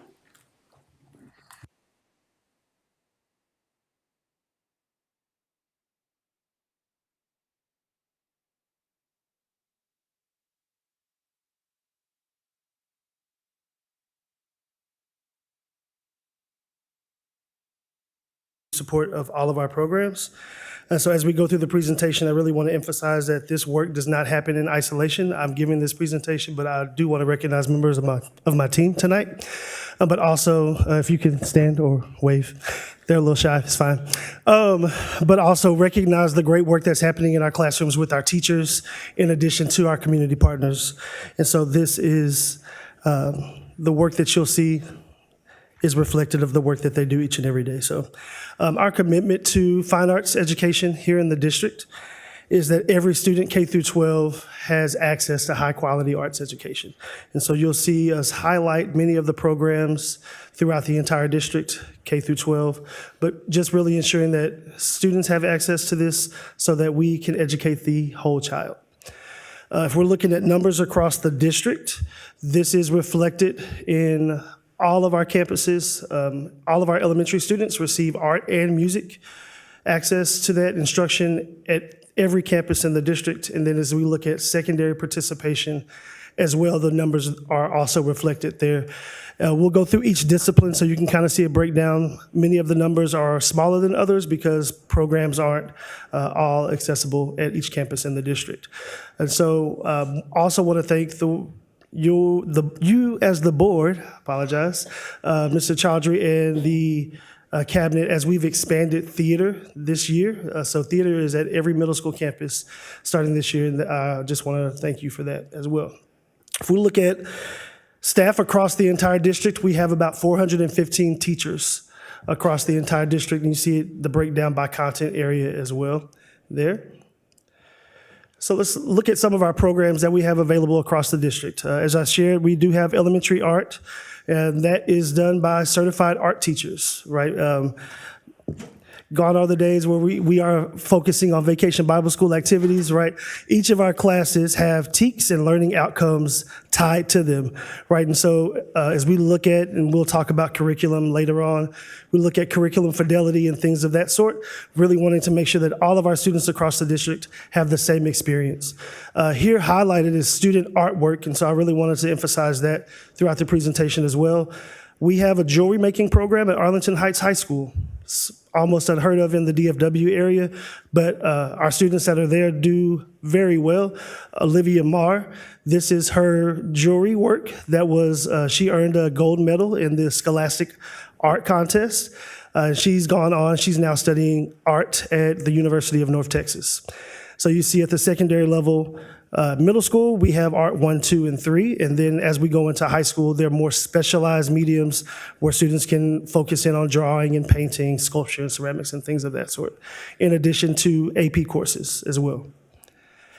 Instrumental music, from band to mariachi to orchestra, our students are thriving and doing very well on this front. So I wanted to highlight Stripling Middle School Band. They were just invited to the Music for All National Band Festival. And so those directors there at that campus are really enjoying that renovated space at Stripling Middle School, and they're doing great work there. Also the all-district orchestra that we have together, and then the Estudiantina program at World Languages Institute is also doing very well with their director, Mr. Cepeda there. South Hills Marching Band is currently at the AT&T Stadium along with Pascal High School. They have a marching contest out there right now. So we are always busy doing something. Course offerings for choir and elementary music. Elementary music offered across the entire district for every student. And then as we go into secondary options, these are the options here listed. As far as dual credit music appreciation at some of our choice programs, and then AP Music Theory at select campuses as well. You'll see they're listed Benbrook Middle High School. The treble choir performed at TMEA last year, so really wanted to give them a shout out there on the slide as well. With dance, middle school dance currently is offered at Forest Oak Middle School and Monig Middle School. And then we have expanded a dance program at Pascal High School this fall. So we have dance at the high school level at Arlington Heights, Diamond Hill Jarvis, I Am Terrell, O.D. Wyatt, Pascal, and South Hills. You'll notice that dance for our area is not drill team or cheer. Once again, all of our subjects with TEKS are under our department. So wanted to highlight Brooklyn Fox, who is a senior at I Am Terrell, who was accepted to do an intensive program at Juilliard last year. So just really great things happening there across the district at Terrell and all of our dance programs. Kristen Reyes is the director there at I Am Terrell, who is a product of Fort Worth ISD, as well as the Teacher of the Year from Diamond Hill Jarvis, also product of Fort Worth ISD. So really great stuff happening there in that shop. Theater at the middle school level, once again, thanking you for your support. All of our campuses have access to middle school theater, which will then transfer into the success of our high school programs. We also offer dual credit theater as well as dual credit technical theater. So those students are able to obtain concurrent credit, dual credit through our partnership with TCC and get that as well throughout their studies at Southwest High School and Western Hills High School. Also, this is the production from Southwest High School, and they did Shrek last year.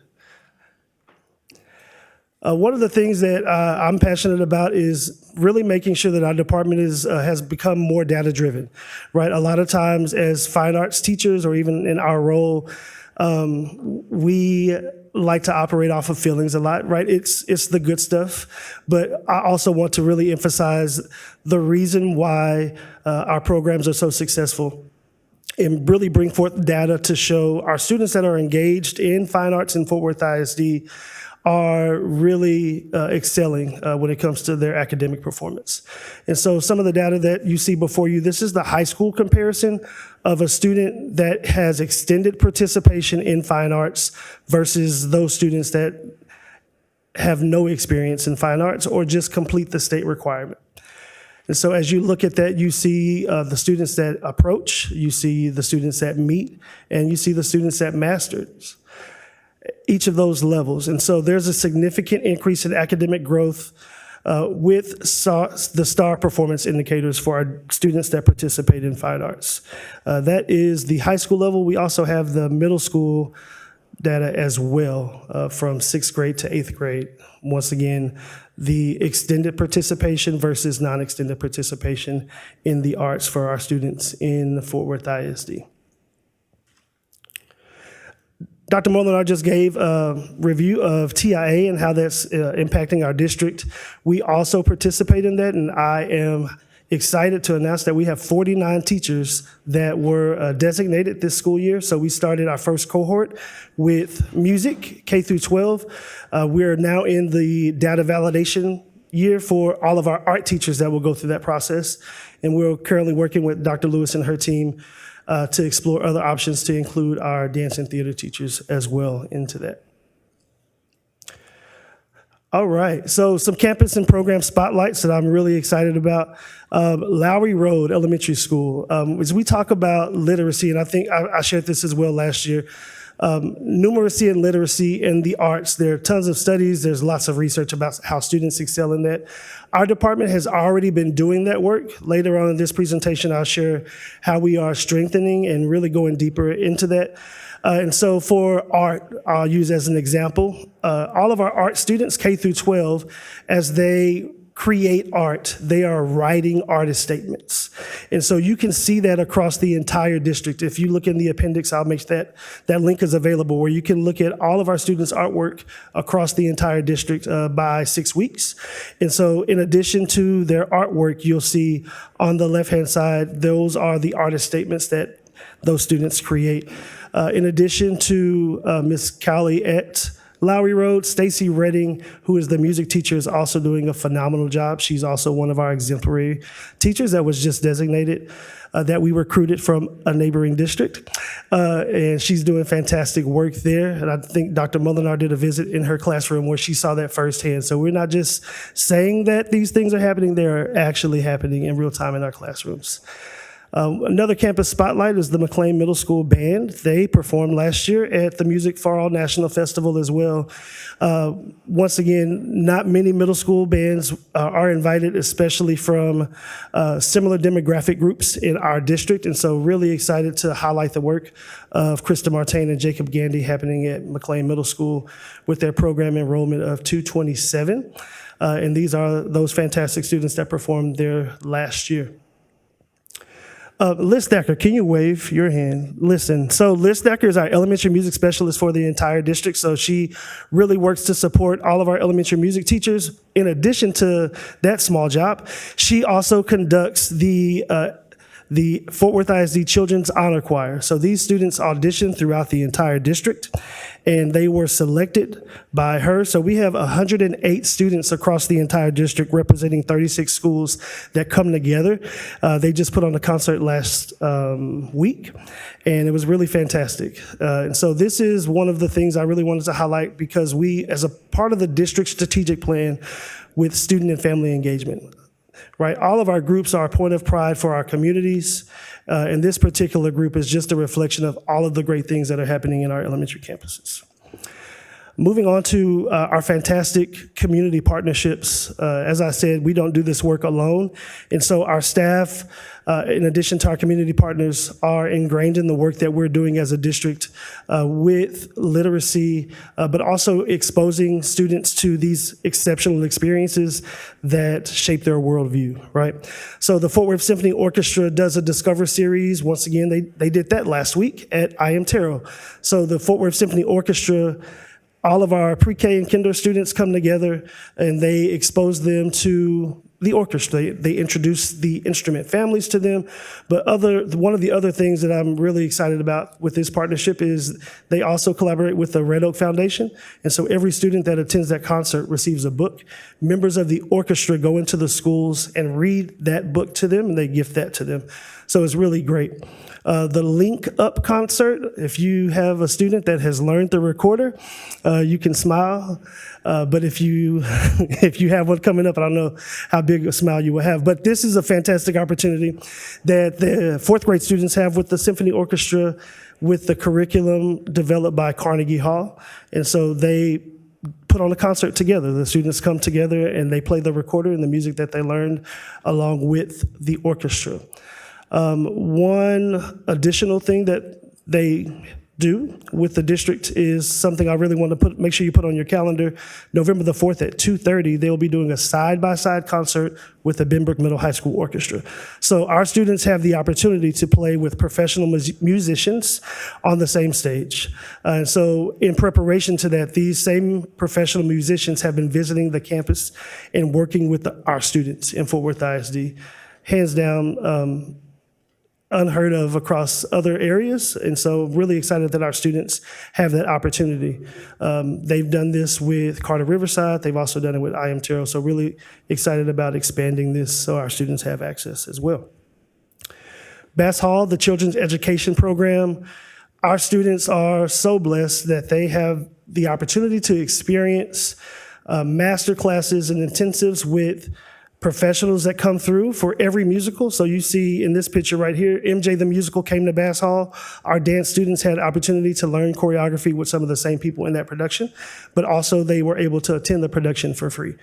Once again, just providing access to some of our students that would not normally have the opportunity. Also providing scholarship opportunities to students in Fort Worth ISD that plan on furthering their studies for artistic growth. First grade through fourth grade, each of them have opportunity to experience performances there. And that's an opportunity that we really reveled in, to have cross-curricular opportunities for our students. And so based on feedback that our staff has had, in addition to staff at Bass Hall, last month or the beginning of this month, they did a production of The Magic School Bus, right? And so students were able to connect music and science together, and so that fusion of those performances really sparks excitement with a lot of our students. Obviously, traditional performances like the Nutcracker and things like that, students also have access to those. And then our summer camps that happen in the summer, the percussion and choir camp there at Bass Hall. Another community partnership with the Amon Carter Museum of Art. You see this beautiful mural that is here. That was from one of the Carter collaboration mural artists. Her name is Brenda Chiradello. And so in collaboration with the Carter Museum and the campus and the students in those programs, they were able to design and paint that. We also have high school students. We have an art show, a district art show, many of you have attended, where we designate the top 10 senior artists in the district. Those top 10 artists then go on to go through an intensive at the Amon Carter Museum where they give them real world art skills. So if they plan on pursuing art beyond high school and what that would look like for them. At the elementary level, once again, our community partners are embedded into what we do. And so on those field trips that they have, as they're viewing the artwork, the students do guided writing about the artwork. I want to say one of the Leadership Academy Network elementary campuses was able to do that last week. It's really great. Fort Worth Chorale, the Skolum Cum Touring Project, they provide free sheet music to our Title I campuses, but also last year gave an opportunity to two of our campuses to record in the new studio at the YMCA. So Wedgwood Middle School is pictured here, but also the Young Women's Leadership Academy was also able to record. They help us out with professional development opportunities for our secondary choir directors as well. And now my favorite part of the presentation, where we can just continue to boast about our great students and the great teaching happening in our district. The Texas Music Educators Association, All-State Musicians, we had 16 students from across the district that were designated as All-State Musicians. You can see some neighboring districts that have lower numbers, but you also see some of the larger districts that we see there that are in the Metroplex. So Louisville had the highest number across the state with 60 students. And so we are, I talked to my friend that's the Fine Arts Director in Austin ISD, and we plan on making sure that we exceed that number this year with them. Also with UIL, you're looking at the data from 2013 to where we are now, we've added 68 ensembles that continuously go to UIL now. And so as you look at the chart there, you see that there's COVID, so you see a break, right? COVID happened. But then as we look where we are now, you see consistent growth year over year. So not only do we have more ensembles than ever that we've had, including varsity, non-varsity, sub-non-varsity, we are also earning high ratings as well. As we look at the district valedictorians and salutatorians from last year, 14 of those students participated in our programs more than 2 years, right? And so if we look at Sanaya Harmon that graduated from Dunbar, who was the drum major and now at Prairie View A&M. We look at Joseph Wilkinson, who graduated from Benbrook, who's now at Texas A&M. And then Jennifer Ayala, who was in choir at Northside. We don't teach these art forms for our students to go and major in music, but it's so important that we really understand that there's a connection between arts education and academic excellence. And so participation in our courses promotes the very skills that employers are looking for right now. We want to make sure that our students are critically thinking and problem solving, right? But also that all of our students in Fort Worth ISD have access to make those decisions. And so as we look at the class of 2025, we look at last year we hosted our inaugural VPA signing day. So we had 42 students recognized. From those 42 students, they earned over $4 million in combined scholarships. And each of the students that we highlighted have gone on this year to go study music or art, theater, and dance. And so you can see that program is in that QR code. You can check that out. I've also put the date for this year so that our community and anyone that would like to come and celebrate these students again this year have that opportunity. Jesse, that's great, but how are we getting better? These are the ways that we are getting better in our department. So from instructional coaching with the staff that we have, in the appendix you see the entire staff. We want to make sure that our teachers, whether they have 0 years of service or they have 40 years of service, that they are continuously learning something, but also that we're building capacity in our team, because as we do that, we impact students as well. We want to make sure that we increase student participation across the district, also a part of the strategic plan. We want to expand partnerships across our district to support experiences and resources that our students have access to. But also, as we are excelling in other areas, TMEA, UIL, theater, VACE, and those things, we also want to make sure our AP performance is up to the exact same standard. So we're working in collaboration with our advanced academics, and so ensuring that that is happening. Instructional resources and support from professional development, providing learning walks with our administrators, and really giving them an idea of what look-fors are like in each of our areas, right? Curriculum and resources, we'll go through where we are now with the curriculum refresh. Our staff is currently looking at opportunities in creating IPCs for all of our content areas, to make sure that we are in line with what the district is doing across the board, right? Once we get to a point that we have fully developed that, then we will garner feedback from our teachers. And then from that feedback with teachers, we'll make sure the implementation for fall 2026 is there with the utilization of HQIM and really making sure we're tracking curriculum fidelity, right?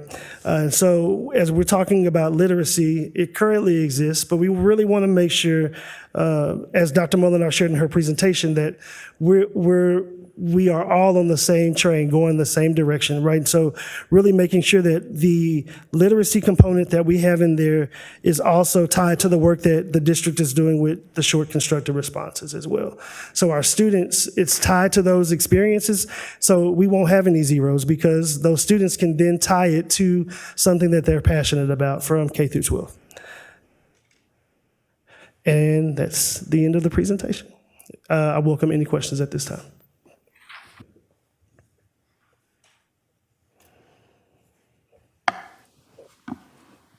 Trustee Dar? Yes, I don't have a question, but I do have a comment. Anyone who's hearing me right now have not seen a VPA performance, a visual and performing arts performance in Fort Worth ISD recently, I encourage you to go because it will bring you joy. And it has been a great pleasure of mine and will continue to be a great pleasure of mine to be able to celebrate the students that are on stage performing. And I know that for every group of students that is performing, that is inspiring me and bringing me joy and telling a story and sharing their story, there are very talented and passionate professionals that are working with them behind the scenes, in front of the band, behind the band, wherever it may be. But, so I don't have a question, but I do have a challenge, and that is for more of Fort Worth to get out and see what our amazing students are doing on stage. Thank you. Thank you. Dr. Ryan? Thank you for a great report. I really appreciate it. I want to commend your staff. They've done a wonderful job to make things work, and the teachers that work with them and with you, they've gotten better and better every year. I also want to congratulate you for a great year as president of Texas Music Educators Association, and I look forward to Jennifer Martin's time in that.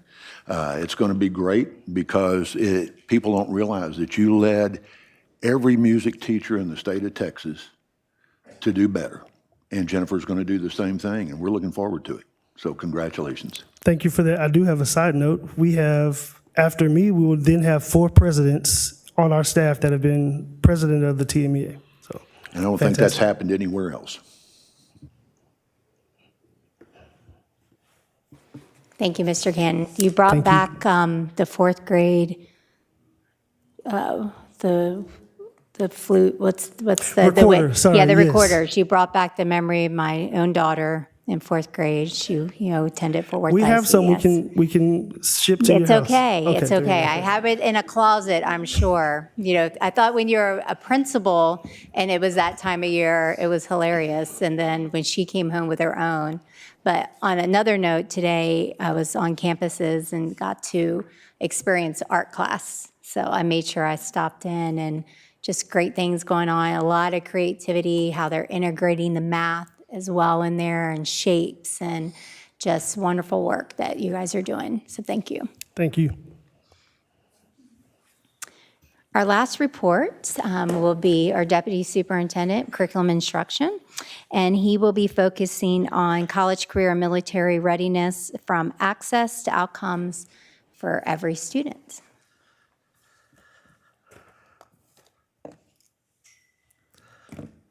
All right, good evening. Before I start, I want to recognize my CCMR team here. As part of our restructuring, we decided to, rather than have a single ED, have a triad, and just because how complex the work is. So these 3 right here and their team of coordinators, some of which who have been here multiple years, are every day just changing the CCMR world, and they're about to go even bigger. So everything I put together today, I would not be able to do it without them. So I just want to recognize them. I call them the CCMR triad. That's what they're known as. And so I appreciate them being here tonight. So let's go ahead and jump in. So some slides, I'm going to go really fast, and we can come back if you have a question, of course.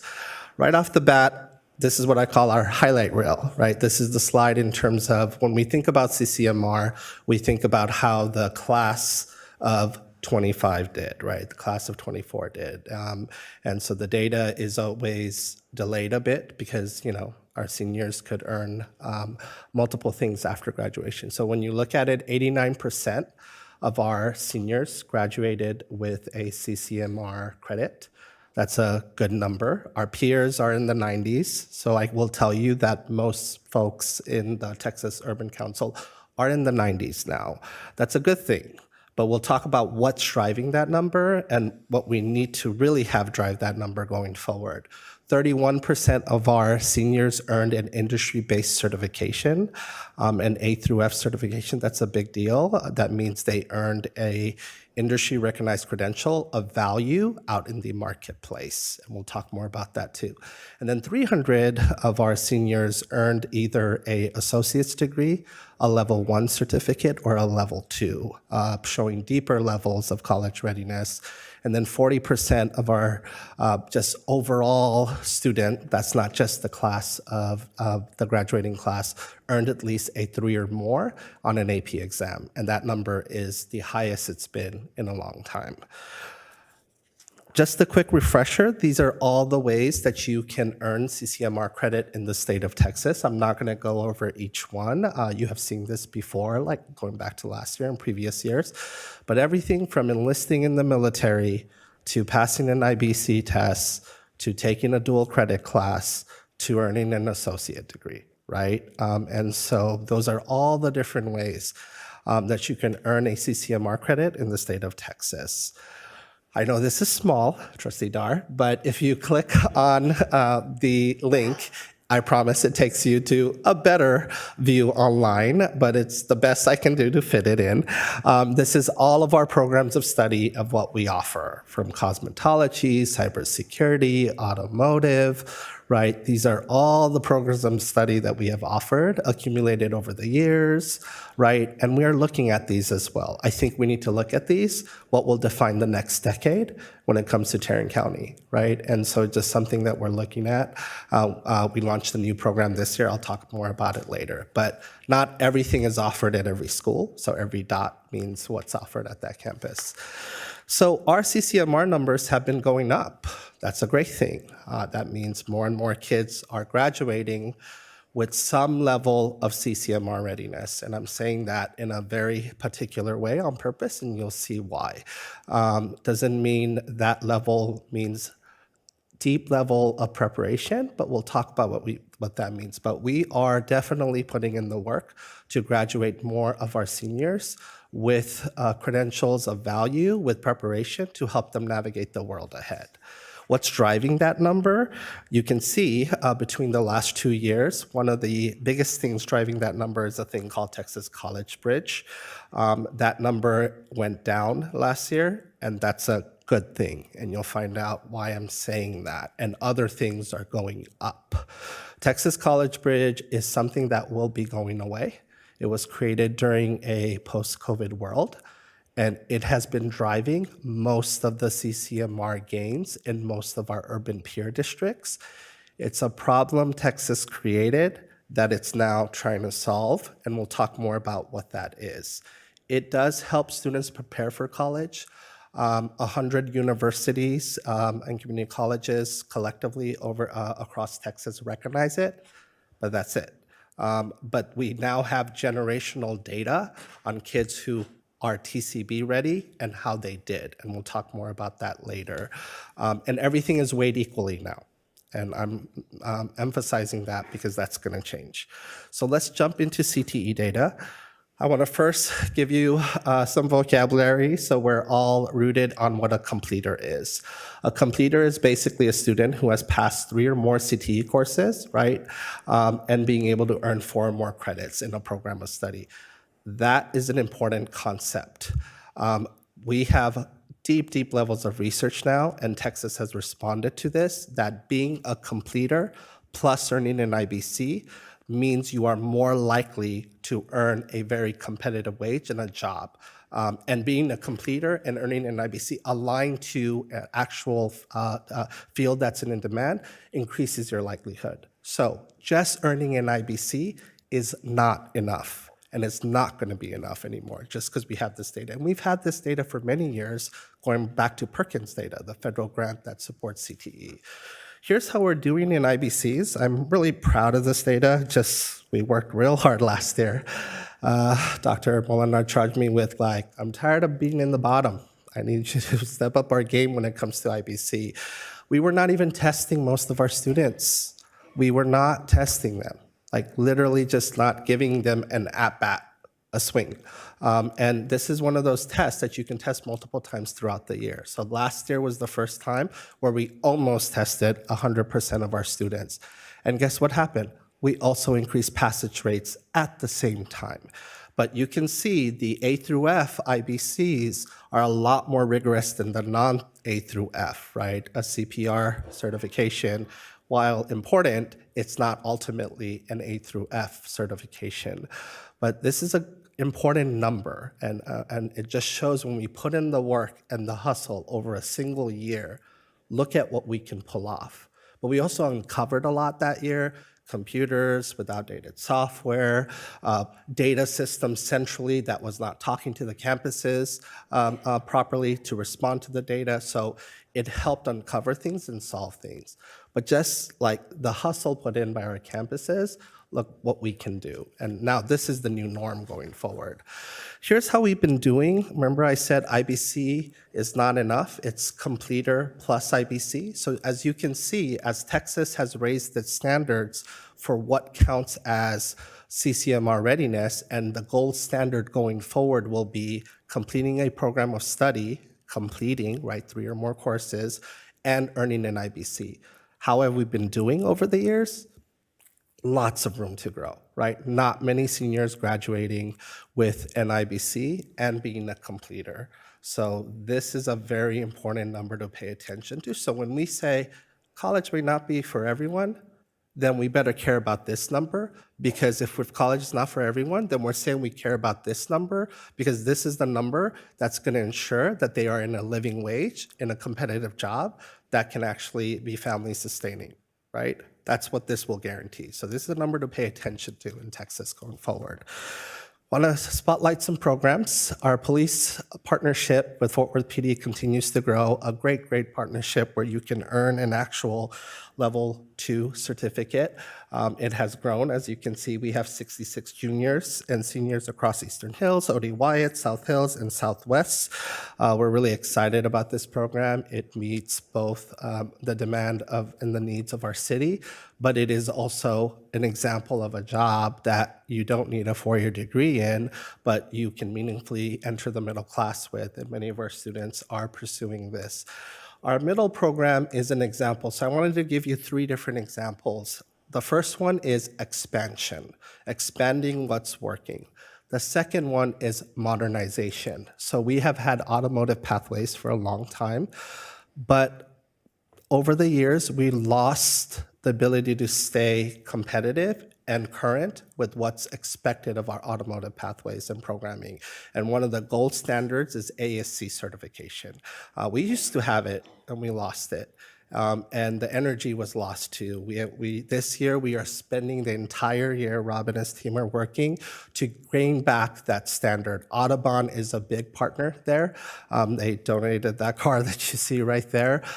Being able to make sure our kids are working on modern cars, have modern curriculum, our instructors are certified according to ASC standards, our shops are clean and organized according to ASC standards. It's a lot of work, and we are putting, our goal is by the end of this year, every shop is back to that standard and recognized, and our students are earning ASC certifications, right, at very high levels. Let's talk about the third category. This is new. This is strategic introduction of a new program that is demanding. HVAC is a timeless profession, but we have not had a deep, big HVAC presence, and we appreciate the Mayor's Council partnering with us and bringing multiple ISDs together to launch a new HVAC pathway. And we just launched one this year at South Hills. You see the enrollment, 16 juniors. Our Basic B and seniors are like the founding class in Fort Worth ISD. You can earn both not only dual credit, but also a level 1 certificate. And we know that HVAC professionals make really strong wages, right? And it's a viable pathway into the middle class as well. So this is a great example of, I want you to think about what we're gonna be doing over the coming years in terms of strategic expansion, modernization, and introduction of new programs that we really need for our students. And the one that I didn't include is strategic abandonment, but that's a different conversation for a different day on what's not needed anymore. Internships, more and more, everyone will say the junior year and senior year of high school need to blend with career and college. That is the era of schooling for our high school students. And one important thing that we need to blend those years with is with actual paid working experiences. We are very proud to continue to expand our internships, both the paid opportunities as well as non-paid. But what we want to do is make sure we can have just be paid internships opportunities be the gold standard. And we're looking to continue to partner with our city, our partners, to be able to do this. Because the more you can blend the latter years of high school with career and college, the more likely our students are willing to stick with the program and succeed and actually enter, right, the pathway that they have chosen. Lots of work to still do. I always like to end what our growth areas are, right? IBCs by itself is not enough. Completer plus IBC. So that's going to be a huge obsession of ours going forward and making sure we do right by that. In terms of testing opportunities for IBCs, those are non-negotiables. This year they are in the testing calendar. We have windows. Everyone will test. We just had our first testing window. Many of our campuses pushed above 90%. Some did not. I said, Rob, go show up there. What's going on? Why did you not test, right? The next testing window, make sure you test. And so that is something that is very important to us. And then instructional alignment, because we want more kids passing at the first try, right? Not having to take it 3 different times, but it's great that you can actually remediate, but we gotta raise our instructional alignment and quality as well, just like we are doing in reading and math.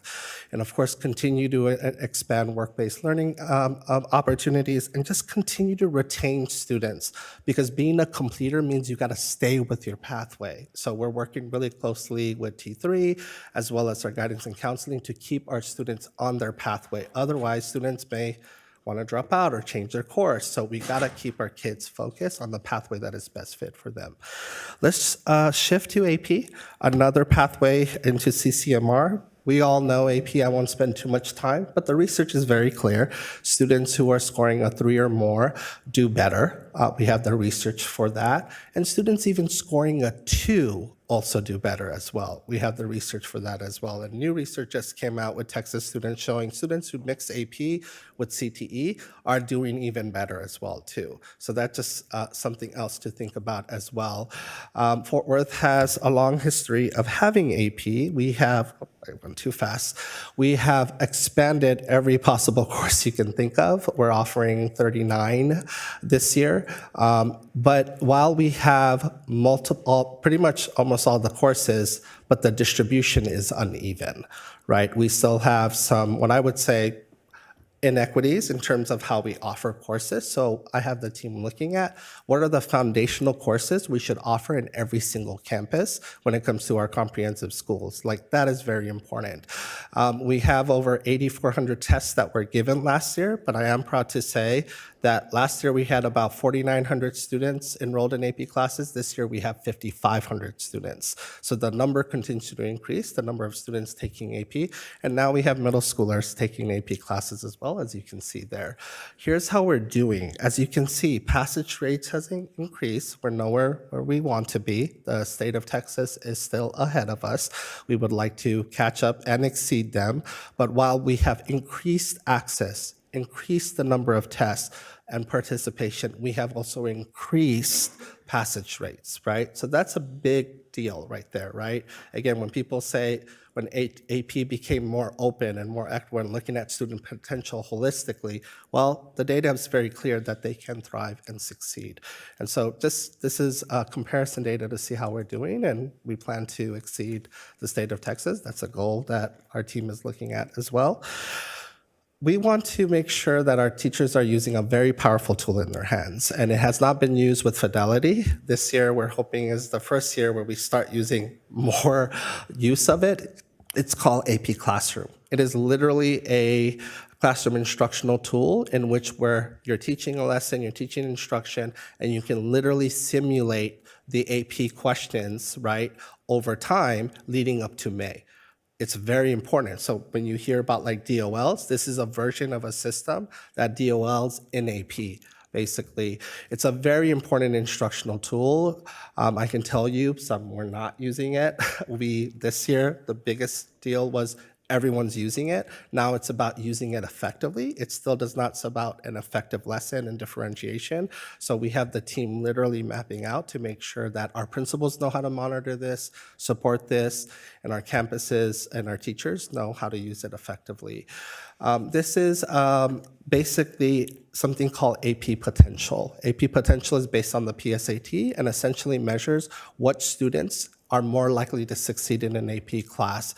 And the data is pretty strong and compelling. It will show you that students who do at a certain cut score in the PSAT are very much likely to succeed. And we still have over 800 students who are not in AP courses across all of the district who could succeed in an AP class. So what I've told the team is, if there's an AP class that's enrolled at 12 kids, and we have a student who is sitting there with the potential, why aren't they in the AP class? Right? Like, why are they not sitting there? But I think some of it is just the data, bringing that data to life to our campuses. So we're looking at this very closely as well to make sure that every single one of our students has the opportunity to access it. Just like CTE, we have our growth areas. Like, we want to continue to build on the progress. We want to continue to ensure that there's access across every one of our zip codes and feeders. But we also want to make sure that the instructional quality, excellence, is up to the standard that we have. We have some amazing teachers, but we have not been tapping into them to be able to define how they get the results they get. I will tell you, if I disaggregate the data and look at just like the English scores, especially the entry AP classes or the math classes, our scores are lower. So those scores, right, in the foundational classes, we do want to make sure that they are rising, because at the end of the day, if you do want to exchange it for college credit, we know not all colleges will accept a 3. 3 is not even good enough. 4 is sometimes the gold standard. So we want to make sure we continue to do that. And again, finding the kids who will be successful and not limiting their opportunities. I'm going to switch to dual credit, TSI readiness, and early college. So it's important that everyone understands what TSI is. TSI has always been around in a very long time. It's the gold standard in Texas in statute for what defines college readiness. If you are TSI ready, and those are the cut points right there, you may have heard of the AccuPlacer test, TSI A2, TSI 1, and now we're in TSI A2. These are the cut points. If you are met by assessment, and you can be met by assessment by taking the TSI test or hitting a certain benchmark in the SAT and ACT. That means that you are more likely to, not even more likely, you are more likely to be successful in credit-bearing courses, and colleges will not put you in developmental education, right? So many of our kids, and I'm gonna talk about this, are not graduating TSI Met. I'm gonna show you the numbers. So this is very different from Texas College Bridge. Texas College Bridge is not recognized by the vast majority of universities, but TSI is. It shapes whether or not you're taking credit-bearing courses, because as soon as you go into remedial education, especially if you're first-generation students, your chances of finishing dramatically drop. Almost think of it as like if you're not proficient by 3rd grade, right? Your chances get harder. It's the same is true for being TSI Met. So here's how we have been doing when it comes to TSI. Not so well.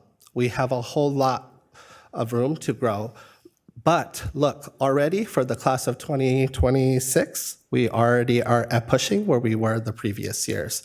And we want to double that number, and I'm going to talk more about it. But just to give you a baseline, Dallas is in 35%, Austin is in 60%, Brownsville 37%, Garland 34%, El Paso 30%, Houston 30%. And we're right where you see us at. And yes, we are lower than them. So this is a very important number that everyone's gonna start focusing on a whole lot more. It was always there, but it's just taken a back seat because of all the different options in CCMR. This is data that Brittany here analyzed. She basically looked at 20,000 students across our high schools and saw which one of them could succeed in TSI. We literally have students who have met in reading but not met in math, met in math but not in reading. We have students who did well enough in STAR or in other courses that could succeed in TSI. The potential is there, but we were not systematically testing. And that's something big that we shifted this year to make sure there are, just like IBCs, there are non-negotiable testing at bats for our kids. And for that reason, we have set the goal this year for 45% of our class graduating being TSI met by assessment. And we don't think that is a far-fetched goal. It might be a bit of a stretch, but it is definitely reachable. Here is what one of the most strategic things we've did this year is we have created a non-negotiable testing calendar for when our kids will test universally in TSI. And that's just that first at bat, but they will also be able to take the TSI test at any point. Our early colleges, they will all tell you, right? They will all tell you, Dr. Collins at TCC South, they will all tell you that they are constantly preparing 9th and 10th graders, right, aggressively to make sure that they're TSI met so they can take the dual credit classes, right? And so we need that energy in our comprehensives as well, not just in our early colleges. And so these are all the universal testing opportunities, but just like IBCs, you could take it multiple times a year. Here is how we're doing in dual credit with our great partner in TCC, right? We have deep, deep partnerships with TCC, and as you can see, more and more of our kids are taking dual credit, right? The research is clear on dual credit as well. Students who earn dual credit not only have a chance to save money for college, but are also likely to succeed in college as well. And as you can see, participation in dual credit has expanded. Our passage and success rate is pretty much held steady, so we do gotta make sure that we raise that number.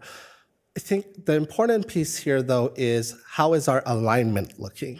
We are offering all these dual credit opportunities, a smattering, I would say, but how is the alignment? Is the alignment building off to a program of study? Is it leading to a level 1 or level 2 certificate? Is it sequence out to earn an associate's degree? Or are we out of sync with that? So I have the team really digging into this data to make sure that we are really tight. Like dual credit is like breathing now in high school, right? But the question is, how aligned is it for what we want our students to do? The other big dual credit opportunity is on-ramps. You may have heard of on-ramps. UT Austin started this, but it is acceptable across the system. And essentially it is a co-teach model where a instructor, one of ours, is teaching with a professor those courses that you see. This is also exploding and continues to expand. So the more on-ramps courses you get, the credit that you accept, and if you go to the UT system, you are earning credit. And that is literally bankable immediately versus where AP, not everyone accepts the 3 versus 4. I know Michael doesn't like when I say that, but I do, that is true when it comes to dual credit. If you look at on-ramps, most of our kids are succeeding. They are succeeding in that. And that class is not gatekeeping with TSI met, right? You can actually enroll in that class. And you can also have a TSI exemption as well based on how well you do. And so a lot of our kids are succeeding in rigorous level work. You put it in front of them, they are succeeding. And so this is an exciting piece. Now the question is, are they taking their ticket to UT at large numbers? That's a different conversation. Early college high schools, associate's degree, we offer both the PTech form and the early college. I do have appendix slides where you can look at more data from today, but I wanted to show you the early college high schools. Our early college associate's degrees are going up. Are they moving at the pace maybe we want to see? Probably not, but our campuses are doing the work. OD Wyatt, if you see, they went from 5 a few years ago to now 21. So more and more kids are graduating with associate's degree. To give you a benchmark of what's possible, the largest ISD with the largest set of kids graduating with an associate is Garland ISD. 15% of Garland students graduate with an associate's degree. And by some measure, it's the largest urban in the country to graduate that many kids with associate's degree. And they are 70% Title I, 39% EB, and 15%, so about almost 1,000 kids, 900 kids of their graduating class graduate with an associate's degree. So a lot is possible, right, when there's alignment. One of their secret sauces that we haven't quite expanded is DCCCD, which is their partner. They couldn't meet the demand of Garland students, so Garland launched an initiative to get more of their instructors become embedded faculty, right? So that means they got to earn a set of degrees or finish courses to be able to teach dual credit. We already have some in our campuses. We just don't have enough as we would like. And I would love to have more because these are our teachers, our staff, who have a little more differentiation than compared to, say, maybe a professor. Let's talk about outcomes bonus funding. Dr. Molinar alluded to this on how important this is, and I'm gonna go a little deeper. So accountability is changing in Texas when it comes to CCMR, and it is changing in phases. And remember going back to my early piece on talking about how Texas College Bridge is a problem it created for itself, Texas, and so now it's gonna solve this problem in phases, and then talking about how IBC is not enough by itself and why TSI is important. I want you to think about accountability going forward in CCMR being TSI plus. That's gonna be a very important equation in everything that we do. IBC plus completer, right? And not everything is gonna be weighed equally because earning an associate's degree and graduate more kids with an associate's degree is a whole lot harder than, just taking one dual credit class. You should be recognized for that as a high school and get more points. So that is what Texas is gonna do, but that's not gonna happen until 2033. That's where they're exploring that. But they are making some big changes in 2028. No more Texas College Bridge, right? They are also gonna expect IBC plus completer, and that TSI plus expectation is also going to kick in. How real is this? 2028 is current juniors. How real is 2033? That feels far. It's the current sixth graders. So it's not that far away. And we have talked to our campus and say, it's not like you're overnight going to make that shift. You're going to make that shift now. And you know why that's important? Because the day this goes away, if our high school is at a B or our district is at a B and it was built on Texas College Bridge and it wasn't built on the more rigorous measures, what do you think is going to happen to our grade if we don't meet the more rigorous expectations? We are going to tank. But it's not just us, everyone in Texas. That's why they're giving us a long runway, but we're sounding the alarm now. Dr. Molinar went over this. Again, this is how you earn, this is a comparison to how you earn the CCMR point today, and this is how you earn outcomes bonus funding. And one of the, I would say it's probably my favorite thing the Texas Education Agency and the state did is this outcomes bonus funding concept, because it's essentially incentivizing the right moves to prepare kids for life. And that's a very important piece, and you'll see why later. Texas really invested in this, and here's how you earn outcomes bonus funding. Again, you can see TSI, MET, enroll in college, earn an associate's degree, that's the tougher one. IBC MET and TSI MET, right? So these are all the ways you can earn outcome bonus funding, which is very different just than earning a CCMR point. And here's how much money you earn per graduate. So the percentages she was referring to is the threshold. So it's the threshold. So if you graduate economically disadvantaged students with outcomes bonus criteria, you get $5,000 per kid. If you graduate non-economically disadvantaged students with outcomes bonus criteria, you get $3,000. In special education, $4,000. So it's not chump change when you think about per pupil for doing the right things for kids. Here's how much money I want to bring back we have left on the table by not graduating kids up to this level. Dr. Molinar showed this on the slide, but I would say this is the more dramatic slide, and thank you to our partners in Commit for creating this, but the vast majority of our graduates over the last several years are not graduating at the rigorous criteria, and that is $103 million if you add it up. But you want to sustain that every year. So when she was talking about, how about we even 14 million would mean like we're graduating 90% of our graduates in outcomes bonus funding. That is very tough and rigorous, and no ISD has done that yet. But even if we took 50% of that, which is the challenge we put forth in our comprehensive high schools this year, right, that's $7 million. If we sustained 50% of graduates every year and got another $7 million, she listed off for you what you can buy. Literally the number of FTEs you can put in you can put 3 acceleration reading teachers in K3 that's obsessed about tier 2, tier 3 intervention in every elementary school, right? You could reduce counseling ratios on advising, right? So this is a real pot of money that Texas has put forth. Here is, I know this is small, but you can access it, but this is the best way I could put it on the slide.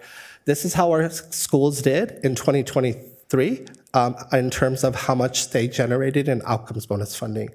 Yes, those zeros are accurate in terms of the level of grant. So you're seeing our choice schools, you're seeing some of our high schools, but they're not even tapping into the full amount that they could tap into, meaning that the graduates are not hitting the outcomes bonus threshold. Here's how they did in 24. Again, it actually went down.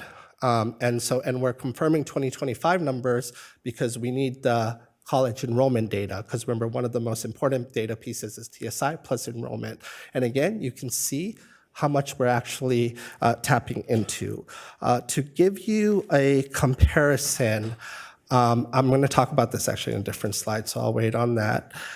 This is our goals for this year. So we want to obviously break the roof of 90%, and we want a 93% CCMR, and that's 2,107 more students. That's the level of data we're looking at every month, every week actually. I meet with this team, right? Tell me how many students are CCMR met this week, right? So if we get 2,107 more students met, right, we will hit the 93% threshold. So a lot of those kids are enrolled in Texas College Bridge. Great, check. Let me tell you how fast you can pass Texas College Bridge. You enroll on a Monday, you can be done on a Friday. What else are you doing for that child? What else are you doing for that student? So that's the big piece that we're pushing this year. This is our goals for outcome bonus funding. So we've dug into the data and we've looked at what is a SMART goal and a stretch goal. So remember that 45% number of TSI, right? Last year we were around 19%. We want to get to 45%. And we know how many more kids that is, and we've benchmarked that against our high schools too. So we have given our high schools this data as well, because all of their goals we want to feed up to the system. And then you can see for AP, all the way down. So these are our goals in order to be able to drive more outcomes bonus graduates to prepare them for better post-secondary outcomes.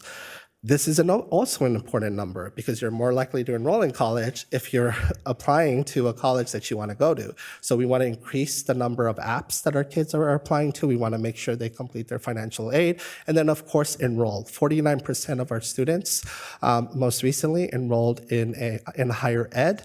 Half of that enrolled in a 4-year. And that number's basically been teeter-tottering between 25, 29, 24 over the last several years in terms of 4-year enrollment. And we've been in the basically mid to high 40s in terms of college enrollment.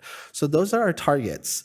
And so here's what it looks like. I know Trustee Lynch is not here, but during the workshop, it came up like, how many graduates is Texas graduating when it comes to hitting outcomes bonus criteria? So it is a very rigorous goal that we set, because look what Texas is graduating, right? Texas is graduating, right? 31% of its students, right, actually hitting outcomes bonus criteria. And then don't forget the threshold, because you have to hit a threshold before you tap into the money.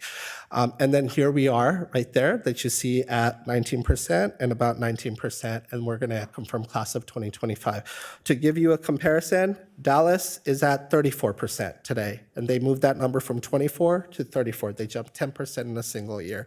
Austin, 53%. Garland, 34%, Isleta, 32%, El Paso, 30%, Houston, 30%. So just giving you a sense of where we are and where that number is. And of course, Texas is there because the largest ISDs are also pushing at that number, and they drive most of Texas's numbers. The other piece I wanted to talk to you about is just what that looks like broken down by criteria. So you can see, right, for the class of 2026, right, where we want earned associates enrolled in college, TSI met, enrolled in college, IBC met, earned TSI, level 1, level 2, and TSI, and then military enlistment. If we hit these targets, we would generate pretty much close to $8.5 million. And if you're asking what percent of graduates that would make up hitting outcome bonus criteria, it's about a little over 50%. So just so you have a benchmark around that. I want to end on these slides. This is very, very important.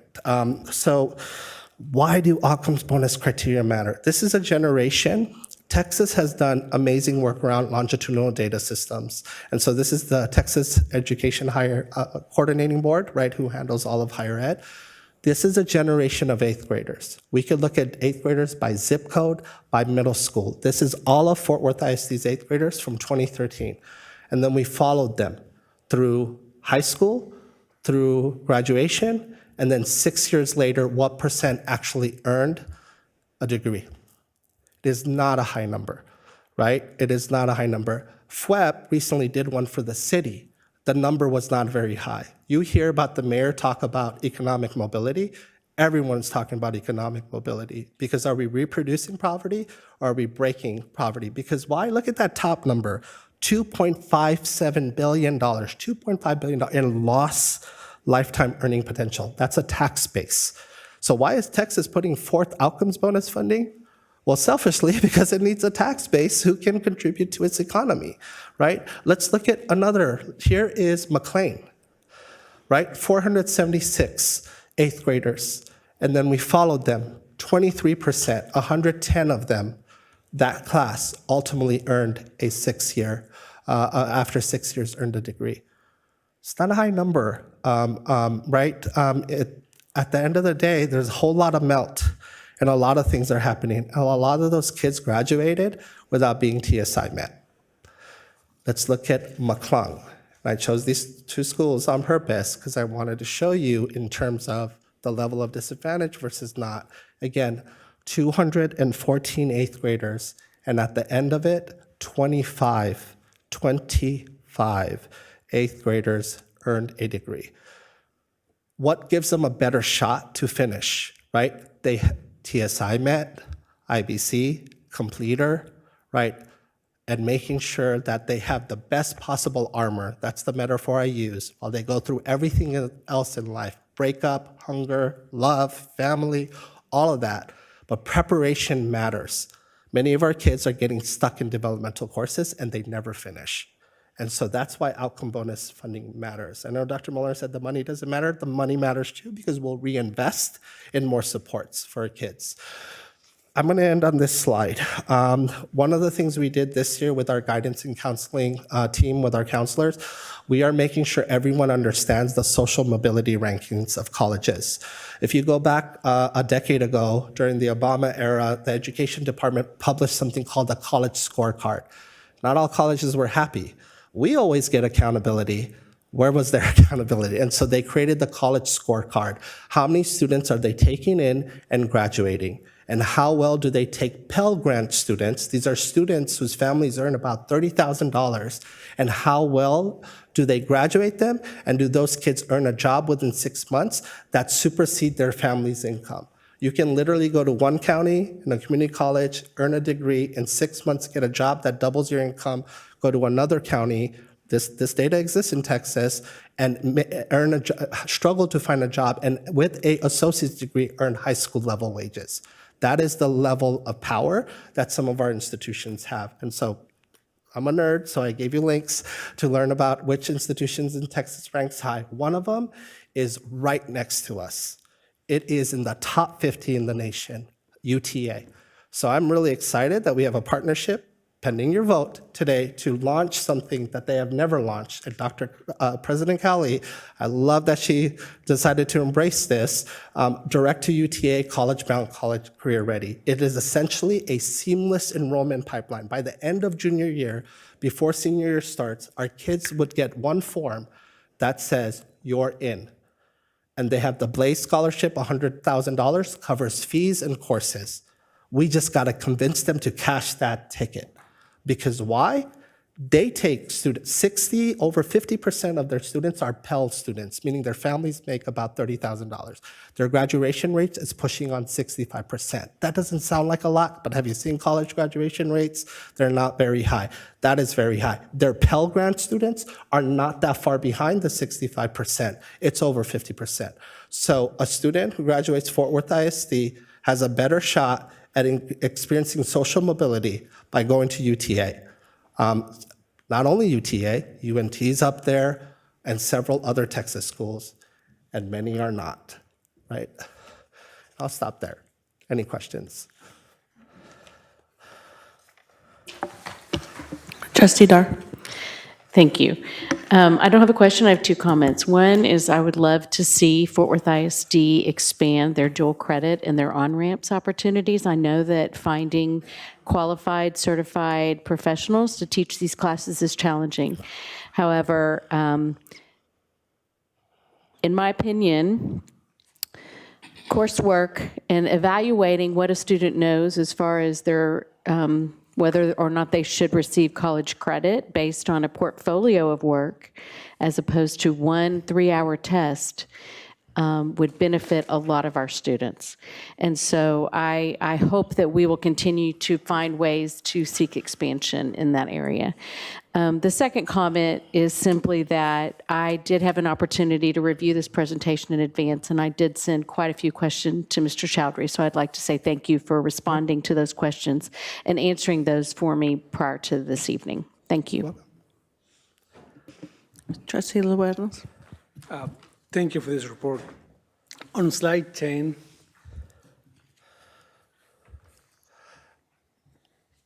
It'll take me a minute. Almost there.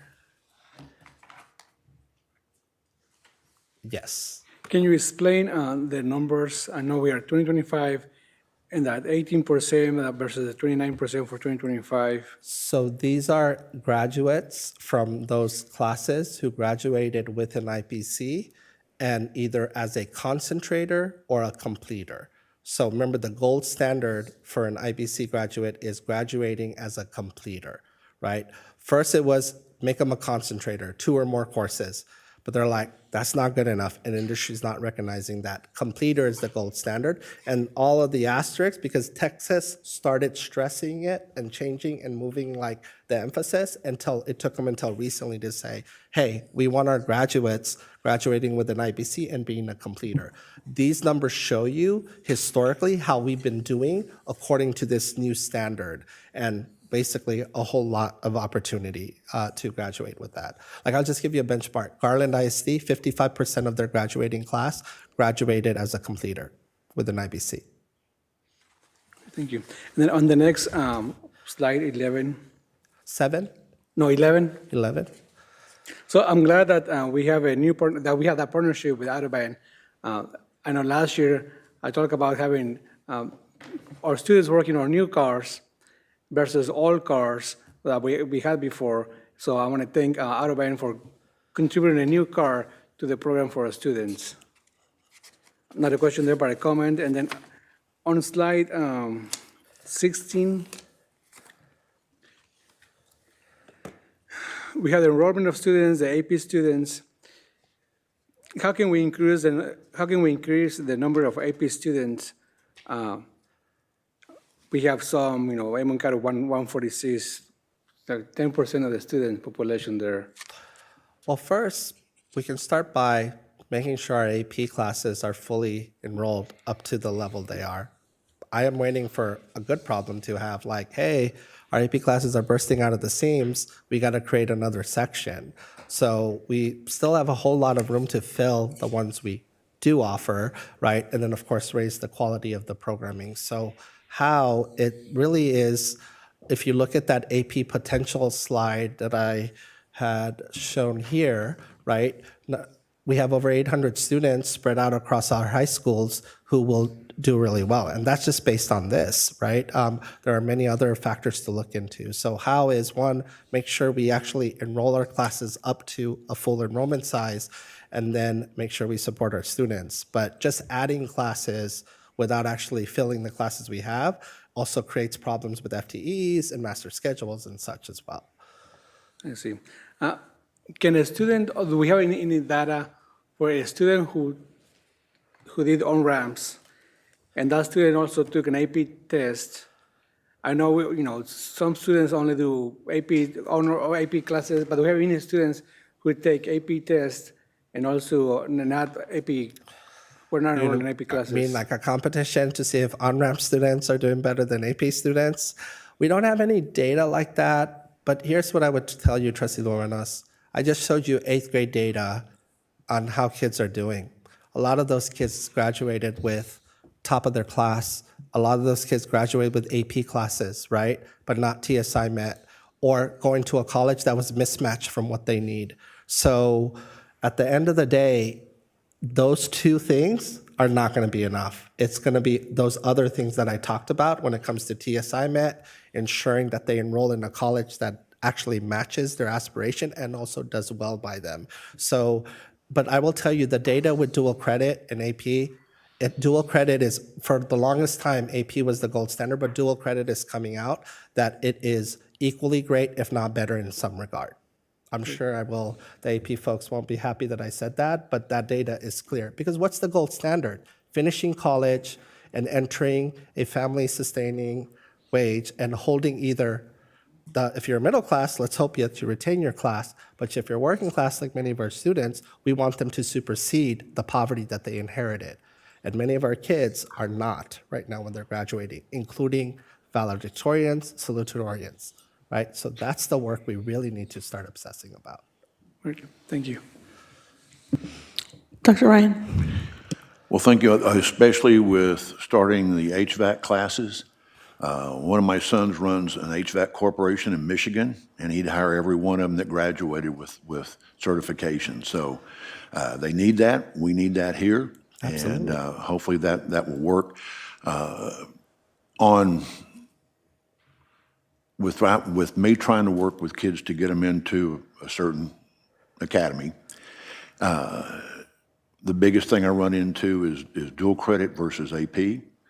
And interestingly enough, the service academies have started giving more weight to dual credit. So it bears out what you were saying. Absolutely.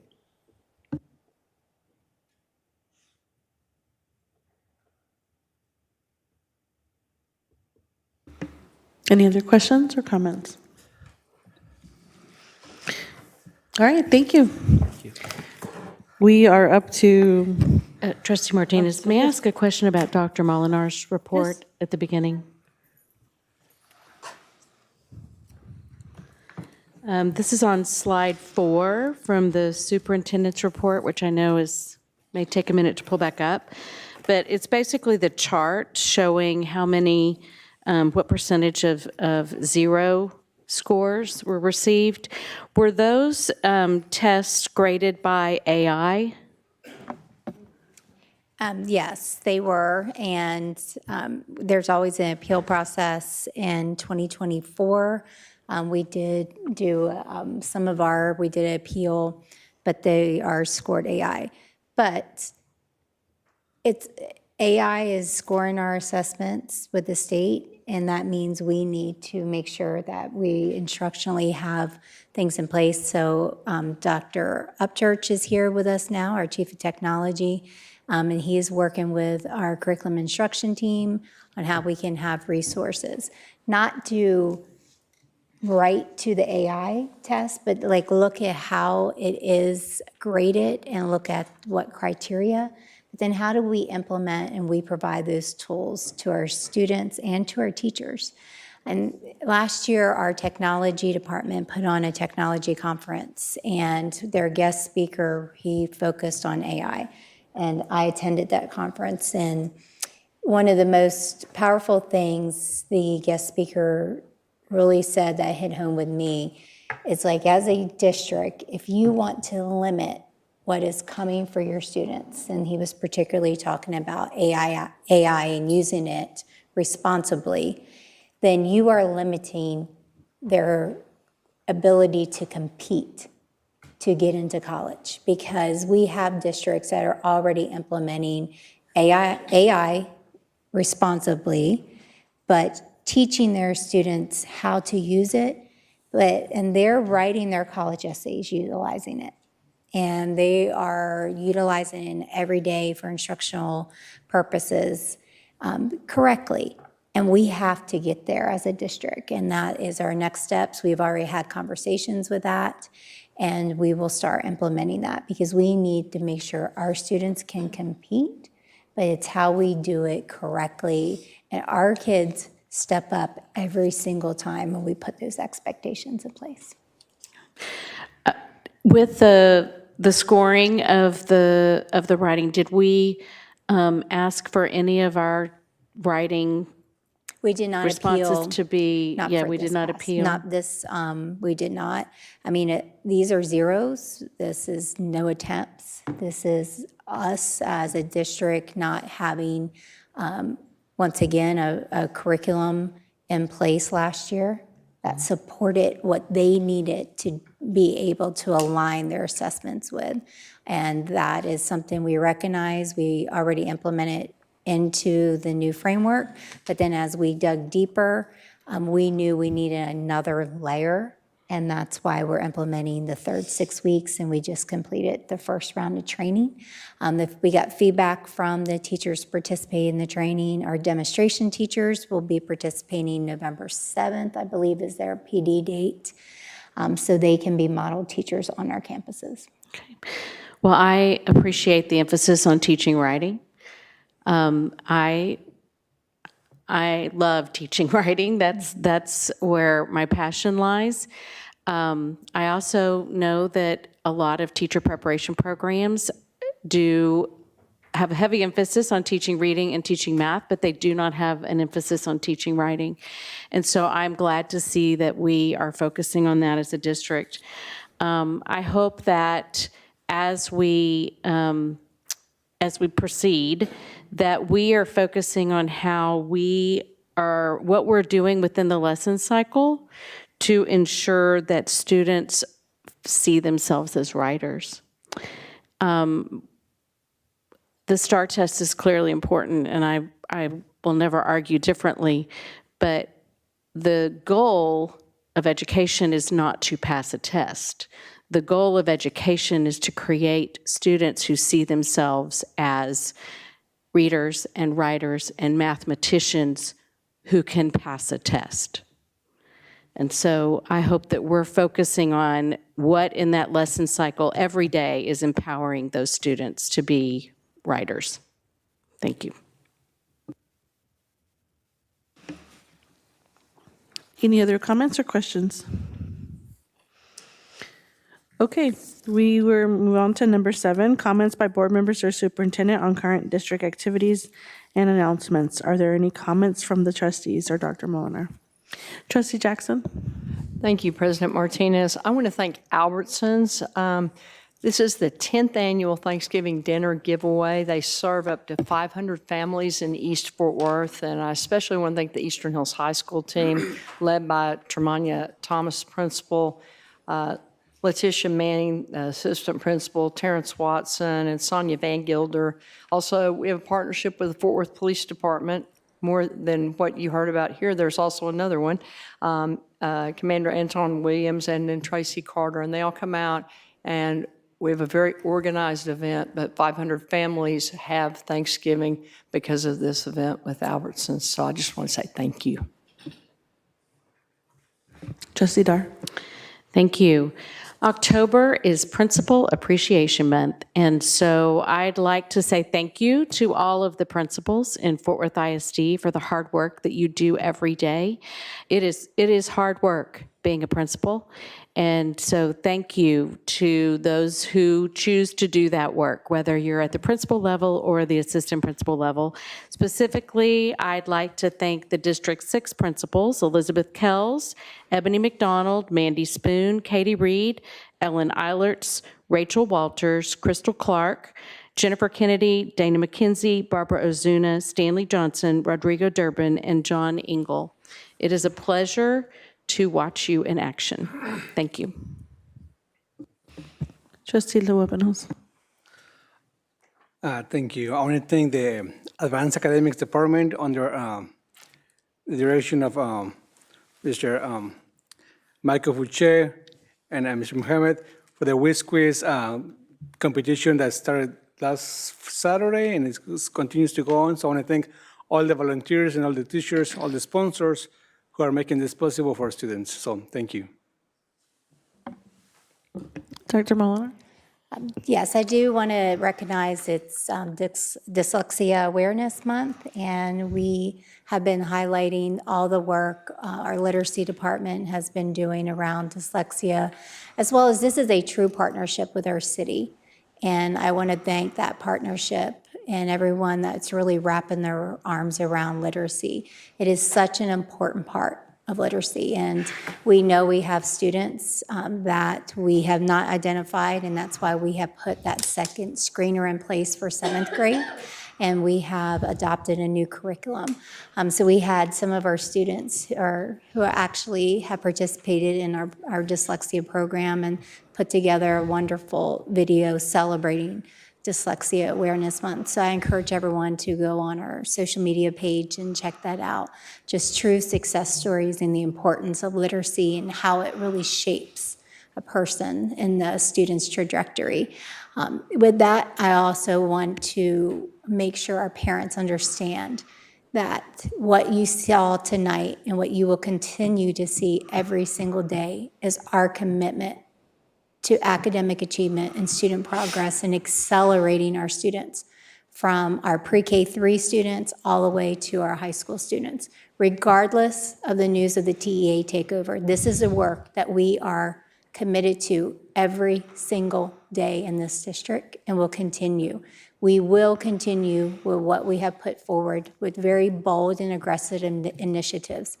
We will have our resource campuses. We will be rolling out our timeline for the hiring of those leaders and then also hiring for the staff to put the best teachers on those campuses. As you see, we are continuing with our ADC campuses with the additional instructional days and promoting our parent-teacher conferences. We are not stopping. It is pedal to the metal with even more urgency. A very dear friend of mine, shared with me, and I miss game day. I watch game day every Saturday. But Nick Saban was talking about a team and about some of the struggles. And he shared, this is when you lock in and you lock out. And that is what Fort Worth ISD, our instructional team, our teachers and our campus leaders and all of our support staff, we're locking in on our students right now. And we're gonna lock out any of the negativity that impacts them on a daily basis. We are all in for our students and we are going to continue to drive. So there's no question that we're not monitoring, we're not holding people accountability, and that includes daily instruction utilizing that framework today. I was on campuses today and the expectation is clear. And when we don't see it, we are redirecting it. Thank you. Thank you. The time is 8:27 p.m. and the date is Tuesday, October 28th, 2025.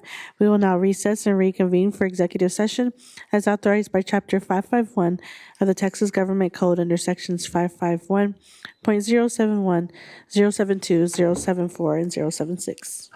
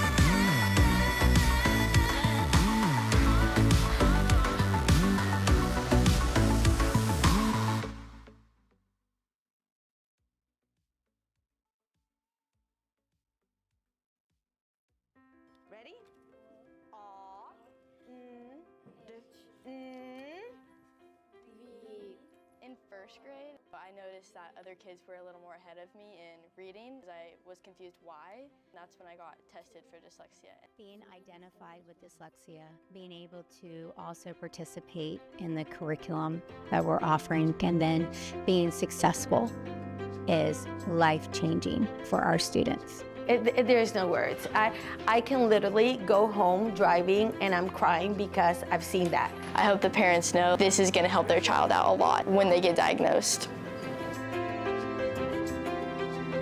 Dyslexia is a learning disability that stays with you, and that we're teaching our students and then into adulthood how to manage having dyslexia.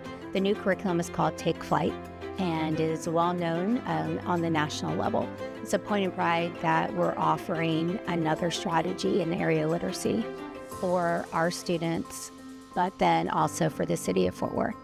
But we're not doing it in isolation, we're doing it in partnership. We have great parent advocates in our community and across our city around dyslexia. It's not just a curriculum with a scripted instructional delivery. It's also building the capacity of our dyslexia teachers that we identified to receive that very intense instruction to be certified. This is going to give me an opportunity to become a better teacher and help the kids in a better way. We hope it accelerates the learning for our dyslexia students to make sure they're able to accelerate their own academic process and their success as well.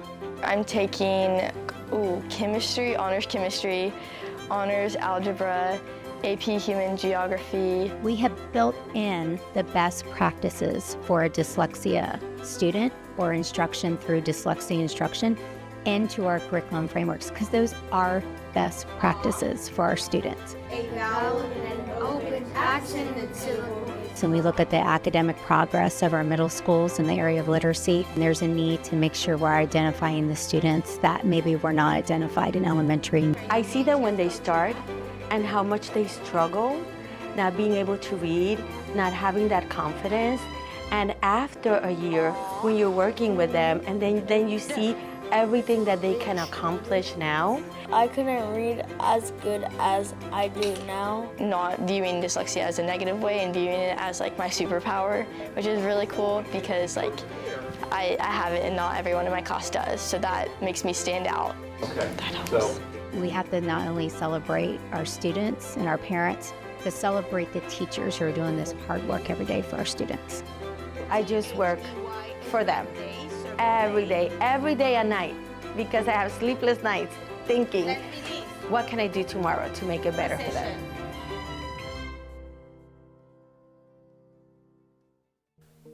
This year, 15 Fort Worth ISD campuses are following a new calendar, the Additional Days School Year, or ADC. What does that mean? These schools will extend the year through June 30th, giving students more time to learn, grow, and explore. While other campuses host parent conferences on November 11th and February 16th, ADC campuses have a regular school day on these days with expanded family engagement opportunities. Those days are special. Campuses will lead showcase events providing parent workshop sessions and a closer look at student learning and growth. When summer arrives, Fort Worth ISD provides transportation, meals, and fun lessons that keep students engaged all the way through June. To see if your child's school is on the ADC calendar, visit fwisd.org/ADSY.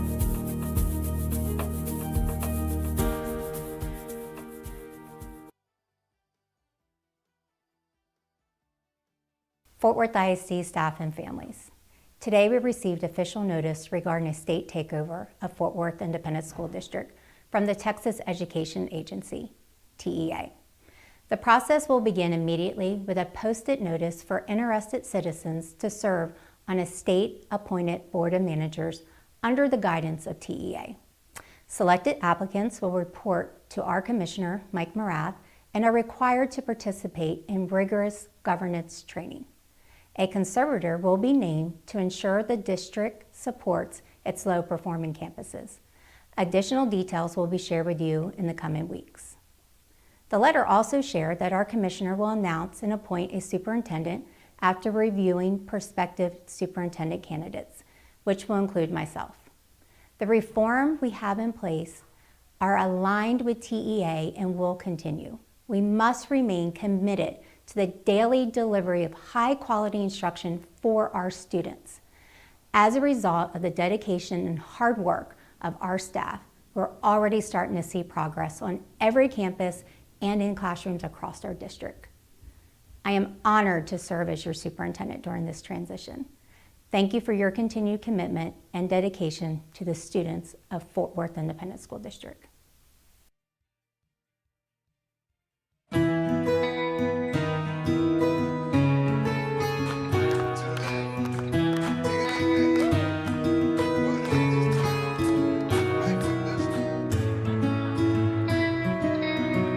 Scoot forward a little bit. Through our Elcon Foundation, we support programs that help bring education, eye care, and treatment to patients in need.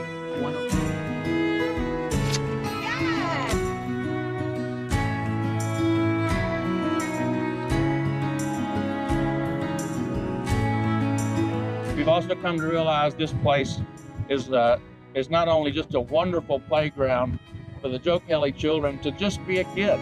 You guys loved it. Good job, Dean.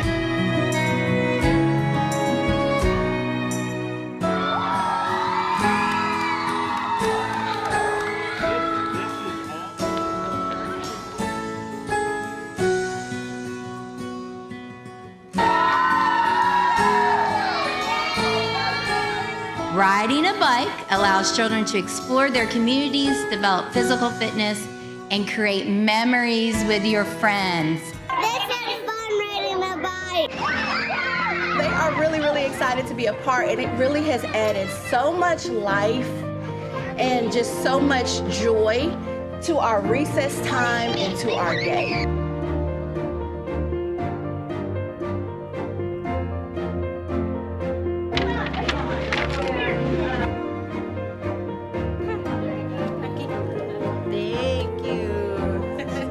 Our goal is just to make produce available to everybody throughout the community, no matter where they live.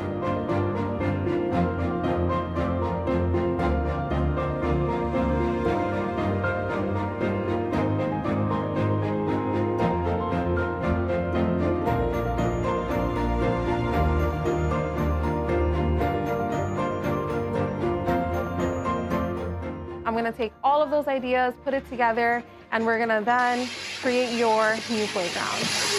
5 more minutes, and then we're going to go ahead and present our idea. My idea was like a submarine, and in the submarine would be like a kitchen.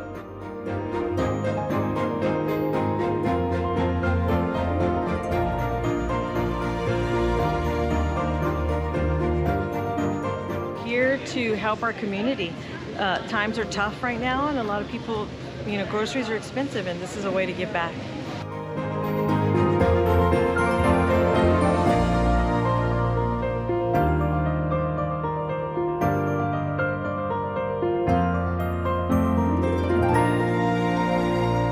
Through these in-school markets, we are being very deliberate about what is available to these young children because we know their health and wellness depend upon it.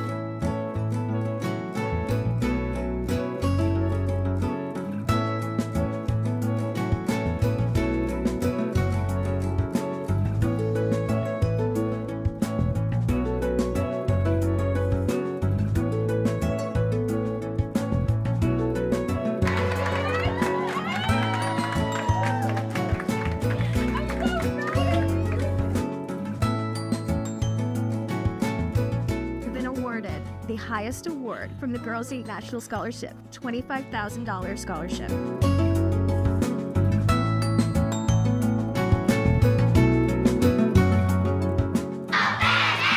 We are giving them the knowledge and the experience to be able to have a fun way to talk about heart healthy behaviors because we just get one heart.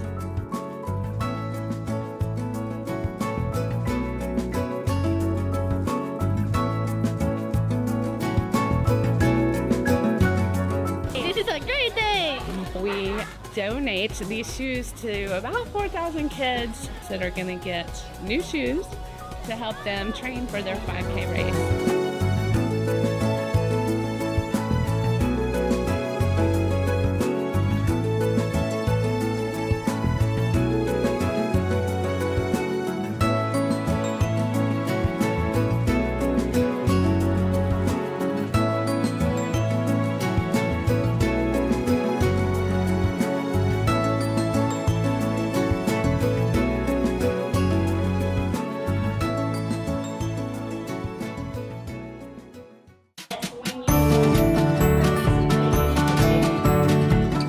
ISD is making it easier than ever to enroll in our schools with our brand new enrollment website.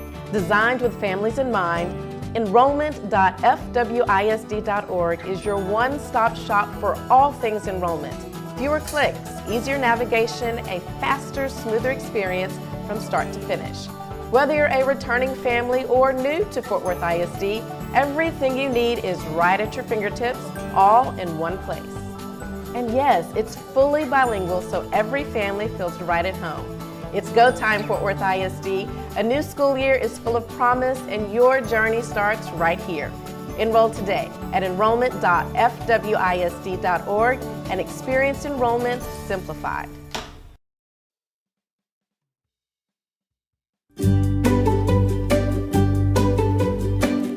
Want to know your student's location in real time and get instant alerts from the transportation team? With the Stop Finder app, all that information is right at your fingertips. If you're eligible for district transportation, you will receive an email with instructions to set up your account.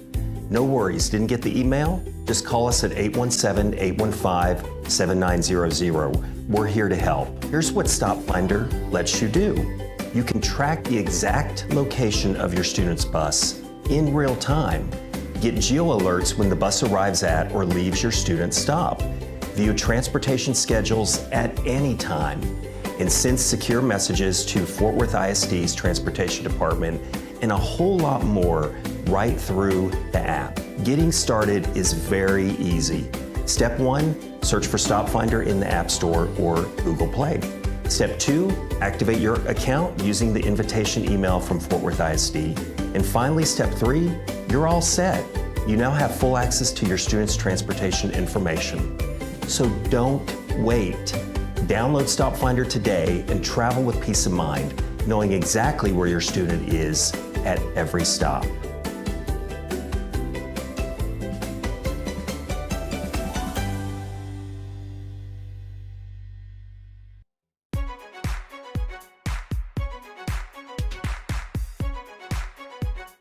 Have you guys seen the new ID badges that everyone's wearing? Yeah, I heard that we have to wear them like every single day, no exceptions. Guess we're official now.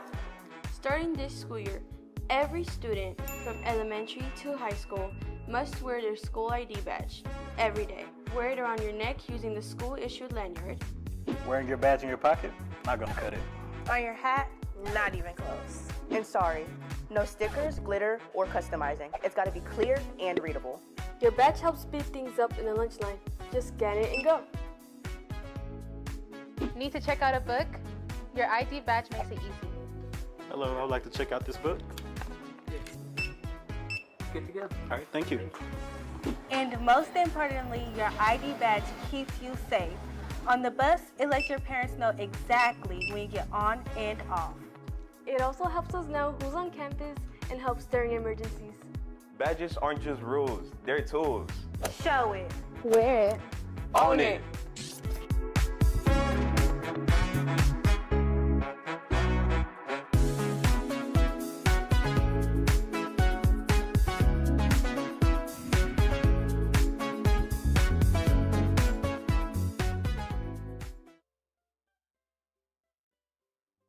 Fort Worth ISD offers your child the start in social-emotional skills, one that prepares them to explore and maximize every opportunity.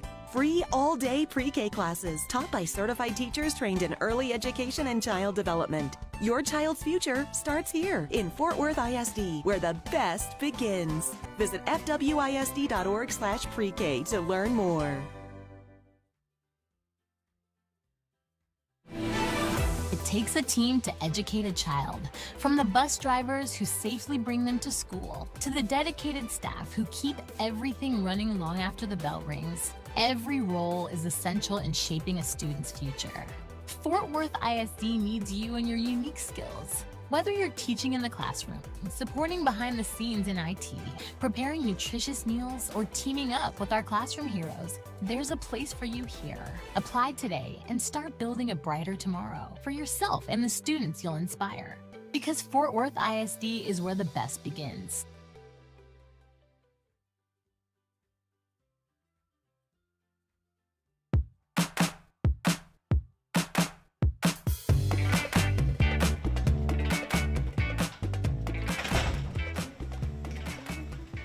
So today I get to talk to you about what our board members do for us. And remember, they make things happen here for our school. It's just giving back to the community. I just want all our students to have the same opportunities that I had. Favorite part of Fort Worth ISD is always the students, their parents, the amazing faculty that work with them. Is the people. It's just filled with phenomenal people, from the educators within the actual buildings of our district. I think that a board member is when they direct telling people how we want our schools made. I think they make very important decisions. They help the school and they help the kids learn and everything and make it fun to learn. Do you think being a board member is fun? Not exactly, because they do a lot of things That aren't so fun? that are not that fun. I want you guys to tell me what you think the school of the future is going to be. Things I want to see in my school in the future is like people helping the young kids more. I think I would like more recess. I think school in the future should have soccer food, more reusable things that you can keep, that you don't have to throw away all the time. Or they could add more swings, and plus they could make the lunch earlier because lunch is a little late. Our board member has come by our campus and you've had the opportunity to talk and to share your ideas. All the kids were in the cafeteria and they all had big signs and posters up saying thank you, we love you. He is the one who is providing for our school. Our board member puts your thoughts into action. I think they should be doing stuff that benefit us students to have a more comfortable place in school. Chairs that's up high instead of being real low, because some people can't see with chairs low. What I do is like drones so they can go around the school like security cameras to check what like classes are doing, if they're doing their job and stuff. Security cameras and more AI and technology. More AI? I don't know. AIs. I'm pretty sure there will be robots teaching kids on how to learn stuff. You think robot teachers is a good idea? Yeah. How come? Because they could translate to other children. I would rather have a real person teaching. I'm here because I want to make a difference for all kids in the school district and want to do what's right by them. They're incredible young people that I'm happy to turn this country over to them anytime they want it. Have you ever thought about being a leader? Yes, I actually have. You want to be a leader someday? Yes, I have thought about being one. What do you think makes a good leader? Somebody who's independent and can teach other people and lead them. Yeah. I help my parents. Yeah, well, that's good. And they're not asking you to do it, you just do it on your own? Yeah, that's pretty good. I'm going to paraphrase the quote, but it said, at the end of my day, at the end of my week, at the end of my life, I want to be able to say that I contributed more than I complained. My teachers from INA to Pasco High School care so much about me that helped me to become the person that I am. They don't pay board members and they're doing everything for free, but they have to decide everything. And it's hard to decide for a lot of things. I think there's no better way than being boots on the ground, working with the community to help you stay connected. And so each time that you have the opportunity to speak with your board member, you get the opportunity to voice your thoughts and what you think should happen here in Fort Worth ISD. And I want you to put all of your creativity to task and to show what you think our future schools are going to look like. It seems to me like you're all about fun. Yeah, that is true. So what would you tell somebody that's spending all that time and not getting paid for it? Thank you for your leadership.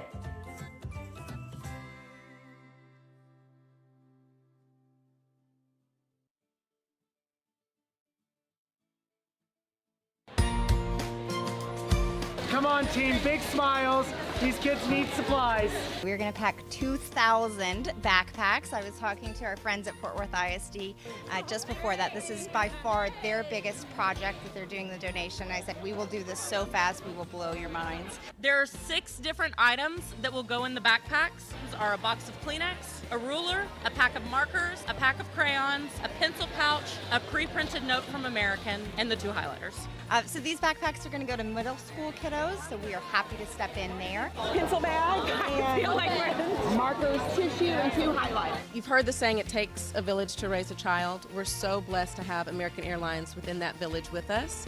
School starts on August 12th, and we will welcome 70,000 students back to our hallways and classrooms. And thanks to your donation, 2,000 middle school students will have supplies and backpacks they need to be successful next year. It makes me feel amazing. American Airlines and Fort Worth ISD, let us take flight!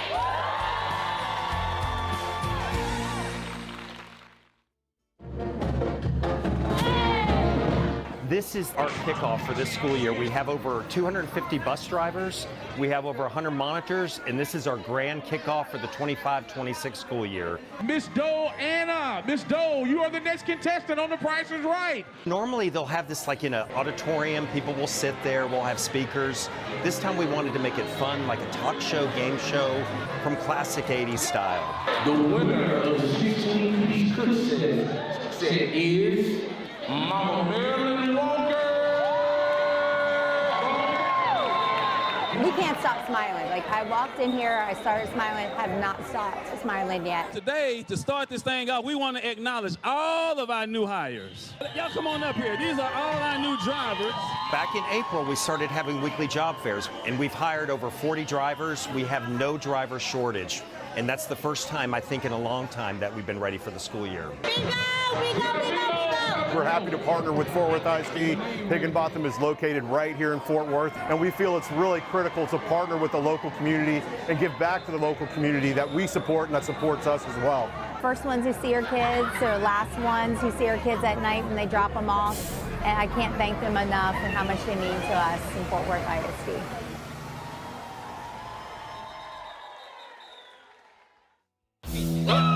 Super exciting and totally unexpected. Hello, everyone. What is happening, West Cliff? All right, what's your phone number? I'm very excited. Are y'all ready for the school year? Yes! All right. We appreciate everything that y'all do as teachers, but we do have a little surprise for y'all.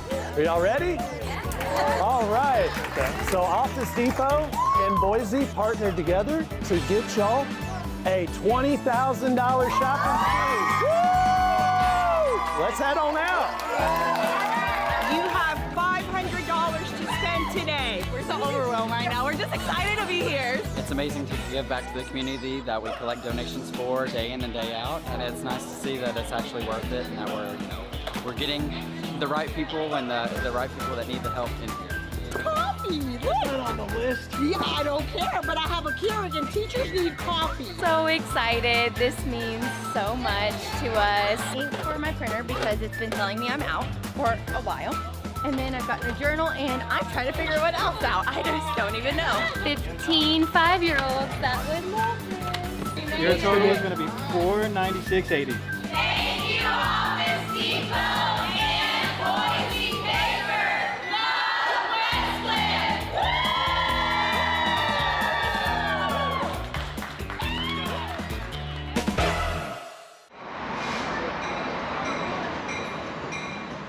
We are doing our Storytime train on TexRail. This is the first of its kind here in Fort Worth. Oh, ooh. All aboard! We have over 400 people registered today, so we're excited. It is my pleasure to introduce our celebrity reader, Dr. Karen Molinar, Fort Worth ISD Superintendent.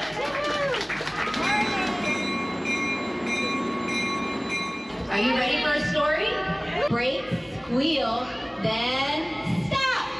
Reading doesn't take place at school in a classroom. It takes place all around us every day, wherever we're at. Whether you're on the train, whether you're in the car, reading a sign. Hold your breath so you can hear. Huffing, chuffing, drawing near. It's bedtime. Bye. Thank you. Bye. Bye, guys. Thank you for coming. What's your favorite part about school? I was in the 4-year-old class when I was 3, and then when I turned 4, in a few years I'm going to go in the 4-year-old class. Okay, well we can't wait for you to get in the big schools too. That is exciting.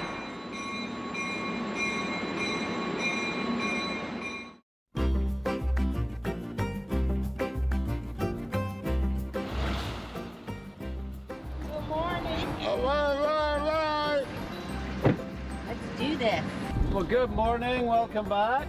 What's the significance of being at Phillips? I mean, that's the first place we're going today. Very proud of Phillips. All right, let's go. All the work that is done on that campus by the teachers, the principal, the students, of course, and then, of course, the parents being engaged. So we want to celebrate them. Good morning. You ready? Yeah. You got it. Welcome to the first day of the 2025-26 school year. ML Phillips has grown more than 30 points to go from a F-rated campus to a B-rated campus. It's great to see a school go from an F to a B. This is our largest school district in our city. Over half of our students attend Fort Worth ISD. And so it is imperative that I, as your mayor, show up to be alongside these parents and these students really recognize what it looks like when you're succeeding and moving in the right direction. And that's my purpose being here today. We're going to be very excited to share some success stories that more than 50 campuses moved a letter grade up. As well, we decreased our F campuses from 31 to 11. So we have wonderful news to share about the great things that are happening in Fort Worth Independent School District. I'll be back. No soy el único estudiante que tiene las cosas. 45 minutes or an hour, they will be fine. So one of the things we're implementing this year is an instructional framework. So we have taken all of the state adopted materials, which are high quality instructional materials. We also have added in a new phonics program for this year that will really help the foundational for our K through 2 students and even our 3rd grade students. I did not believe it. I was like, wait a minute. But when I found out I was a B, we were so excited. I am blown away. We've all been working so hard on this campus to bring our grades up and to really reach all of our students. I'm ready for the learning. This year we've got the B, but next year we're getting the A.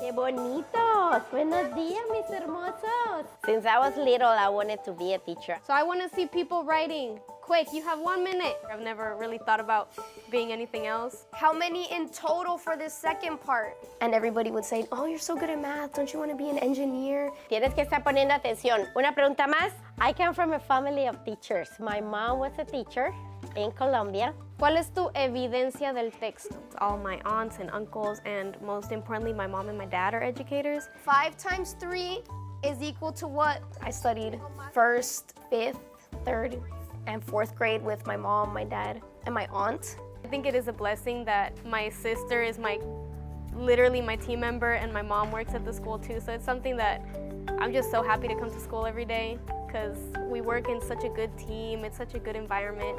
So I really think it's a blessing. We come to school together, we leave school together, so we're always together. I love being with my mom and my sister. It is unusual to have a family all together at one school. Oh, I'm severely proud of my daughters. I married another teacher. I don't know if it's the water in Fort Worth. And then we also have father who works for World Language Institute. There are families that just seem to care really a lot about the students that they have, and it seems to kind of wear off on the other family members.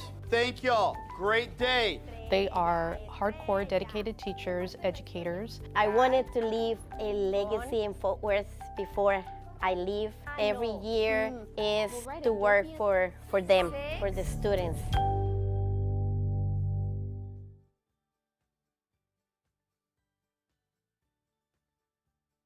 Let's go. Taekwondo is a way of life. Ready? 1. And what children and athletes and teenagers get out of this is the discipline to do great things amongst other peers, be leaders in the community within academics and sports. The kids that do Taekwondo in dojos like this, you can tell they're the quieter kids that are able to listen and get their work done quickly. Makes me way more focused. Like in class, whenever I can't concentrate, I'll think of here and then I'll just concentrate into that or think about what I've been taught about it. This sport helped do multiple things for him, helped him with discipline, helped him learn not only a team sport, but an individual, which also helped him achieve a lot better in school. What's the end result? What are you trying to achieve? On Sports Illustrated front page. It's a tough competition. It's been going on for over a month now, and so the ultimate thing is you get a spread inside of Sports Illustrated, $25,000, and branding with Colossal and some other great charities that are out there. I think that when you're putting together your mind and body, it's a whole entire spiritual experience for them to learn, and I think that they're able to take that and persevere in many other things that they have in life as well. When I get my black belt, I can put it on my college degree and it'll show that I can make a commitment and stick it out. To be able to persevere through the things that they need to, whether it's academics or other sports, but self-confidence and perseverance are the top two things they learn. And then we're gonna go low high here.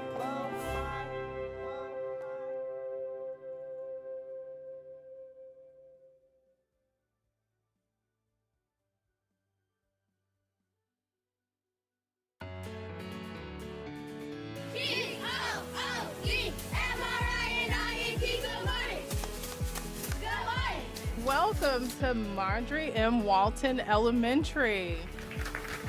It's a place for the community to rally behind, and rally it has. We are truly blessed to have an incredible support system that chose to invest in our future years ago with a bond package. This is a very special day because this is the start of something new that will make a big difference for our students like us and for many kids in the future. This new school is not just a building, it is a promise that students will always have a place where they feel welcome, where teachers believe in them, and where their dreams can begin. 1, 2, and 3. Congratulations. And it's a really good morning because of moments just like this, because we're walking up and we're seeing awesome students with their talents on display, their intellect on display, and we're actually doing something substantial for them. You young ladies here, you fill this school with passion and laughter every day. And we are just so excited to be able to give this community a new campus. So I want all the adults here, this is our why. So as we start this project and we move this dirt and we make decisions, this is our why. And there's kids that are not even born yet. They're gonna walk the halls of this new campus. We will see concrete poured, steel raised, and wall built, but what will truly rise is the opportunity and inspiration for our students, our families, and our community.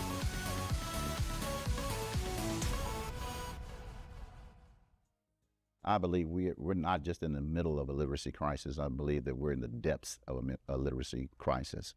And so I would like to sound the alarm. Can. Okay. Read to Win is more than a reading program. There you go. It's a passion. Yes. Passion to help young learners attain reading grade level. Very good. Training an adult to sit with them for 30 minutes to do the fundamentals of literacy. I love it because I know that it works. That confidence that we build within them will carry them for the rest of their life. We are promoting literacy across our district and across this city. Read to Win is a wonderful partner. It's more than just a village that'll take to raise a child. It's going to take our entire city. Our city is only as strong as our education system. Using the community members like we did, I think shows that we all can do this together. So I'm asking each one of you to volunteer to come and work with one of our first grade students. The time it takes to make a huge difference is just 30 minutes a week. Imagine me helping the students, this group of students. They benefit from one-on-one, right? So imagine having an extra hand helping as well. It's like the bulb gets brighter and brighter each and every time we go through the steps, through the different lessons. So at the end of the year, they shine bright as a bulb. Some people ask, does it make a difference? Proof is in the pudding, definitely. It worked for me because I stayed, I listened, I got help through the whole process, and it was just a good experience. And how are you today? I'm amazing.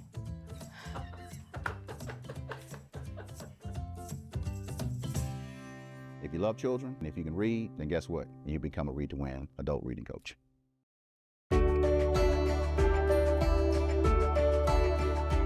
thank you so much for joining us today for the student visioning session of Worth Heights. We value the student input, we value faculty and parent input as we're designing the interior spaces, the outside of the building. So today we're here to hear from the students. I like that. It is very spacious. To hear from the parents. It's a little nostalgic for me to be able to have my son attend this school and be a part of this community. Let's hear from the faculty about what they envision for the school. I envision a walking path down the hallway so everybody knows how to stay on the right side and on the left side. I love that the teachers are involved, the community, the students, that we're able to help build our new campus. Oh, yes, that's nice. And right here, we don't have like where we put our name and stuff, and they have like actual scoreboard here, and I like that. Just to have a say-so. We know what we want for our children. We want them in a safe environment. We want the best educational that they can receive, so I'm glad that they're involving us. Which one's your favorite out of all of them? Okay, so we like this one the best. Yes. I just put love. We're really valuing and from the faculty and parents. A collaboration zone outside of the classroom. This collaboration zone outside, this is for inside.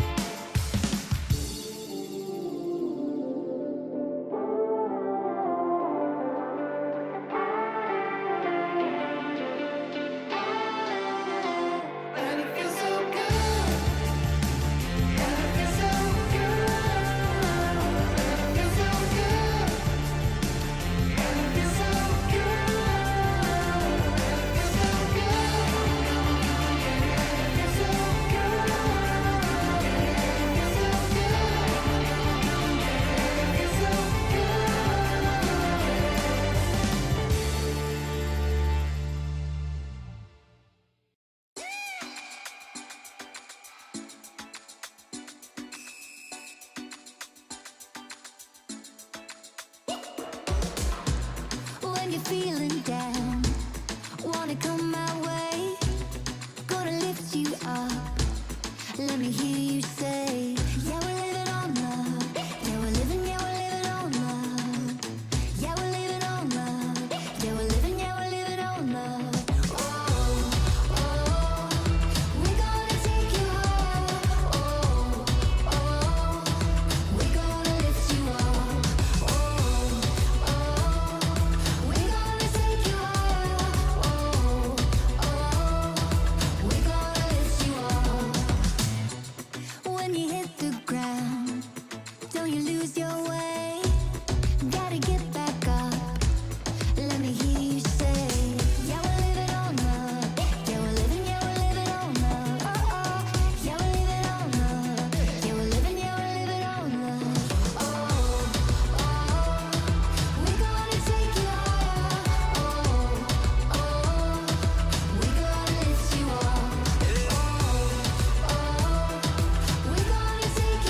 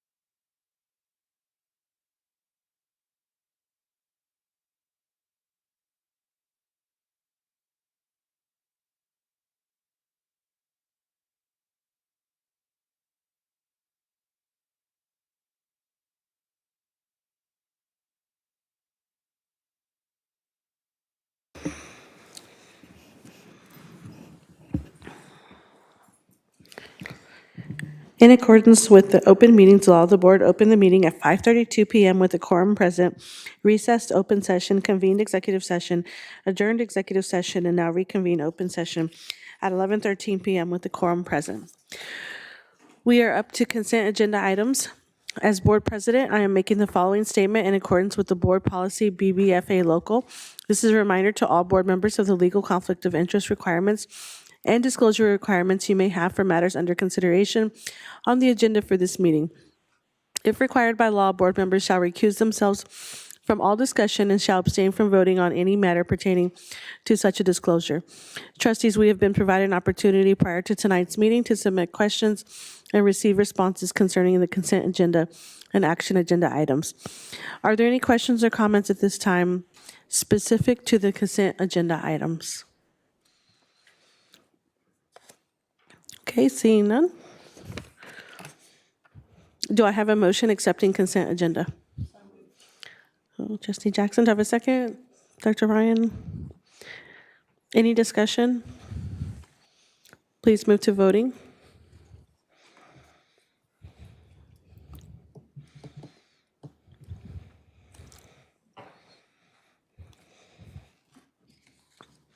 Eight zero, motion passes.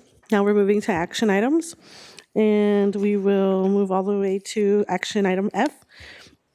Approve ratification of interlocal agreement for the School Resource Officer Program for 2025-2026. Do I have a motion? Luevanos, do I have a second? Second. Trustee Dara, any discussion? Please move to voting.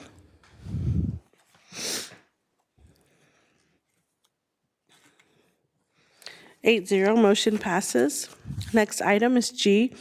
Consider and approve an order authorizing the issuance of Fort Worth Independent School District Unlimited Tax Refunding Bond Series 2025A, an amount not to exceed $141,083,830, levying a continuing direct annual ad valorem tax for the payment of such bonds, and resolving other matters incident related thereto, including delegating certain matters relating to the sale and issuance of the bonds to authorized district officials with specified parameters. Do I have a motion? Trustee Dart, do I have a second? Luevanos, any discussion?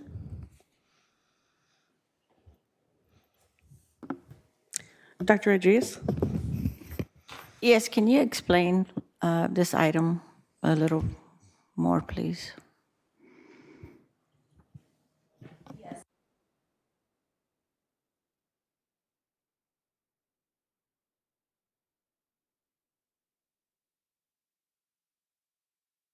Bonds. It's an order authorizing us to do that, but only if we will realize present value net savings. So it's an opportunity for the district to refund those bonds in that series and ultimately save our taxpayers dollars in interest.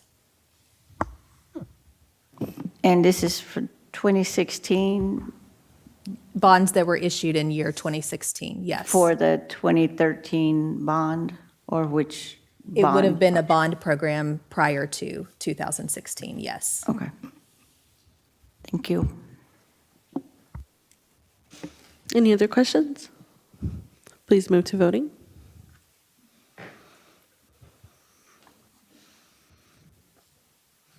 Eight zero, motion passes. And our last item, H, approve asbestos abatement and demolition of SS Dillo Elementary. Do I have a motion?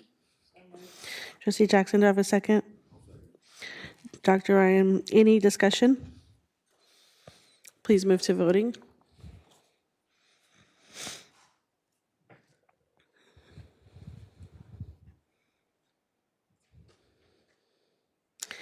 Eight zero, motion passes. The time is 11:17 p.m. and this meeting is adjourned.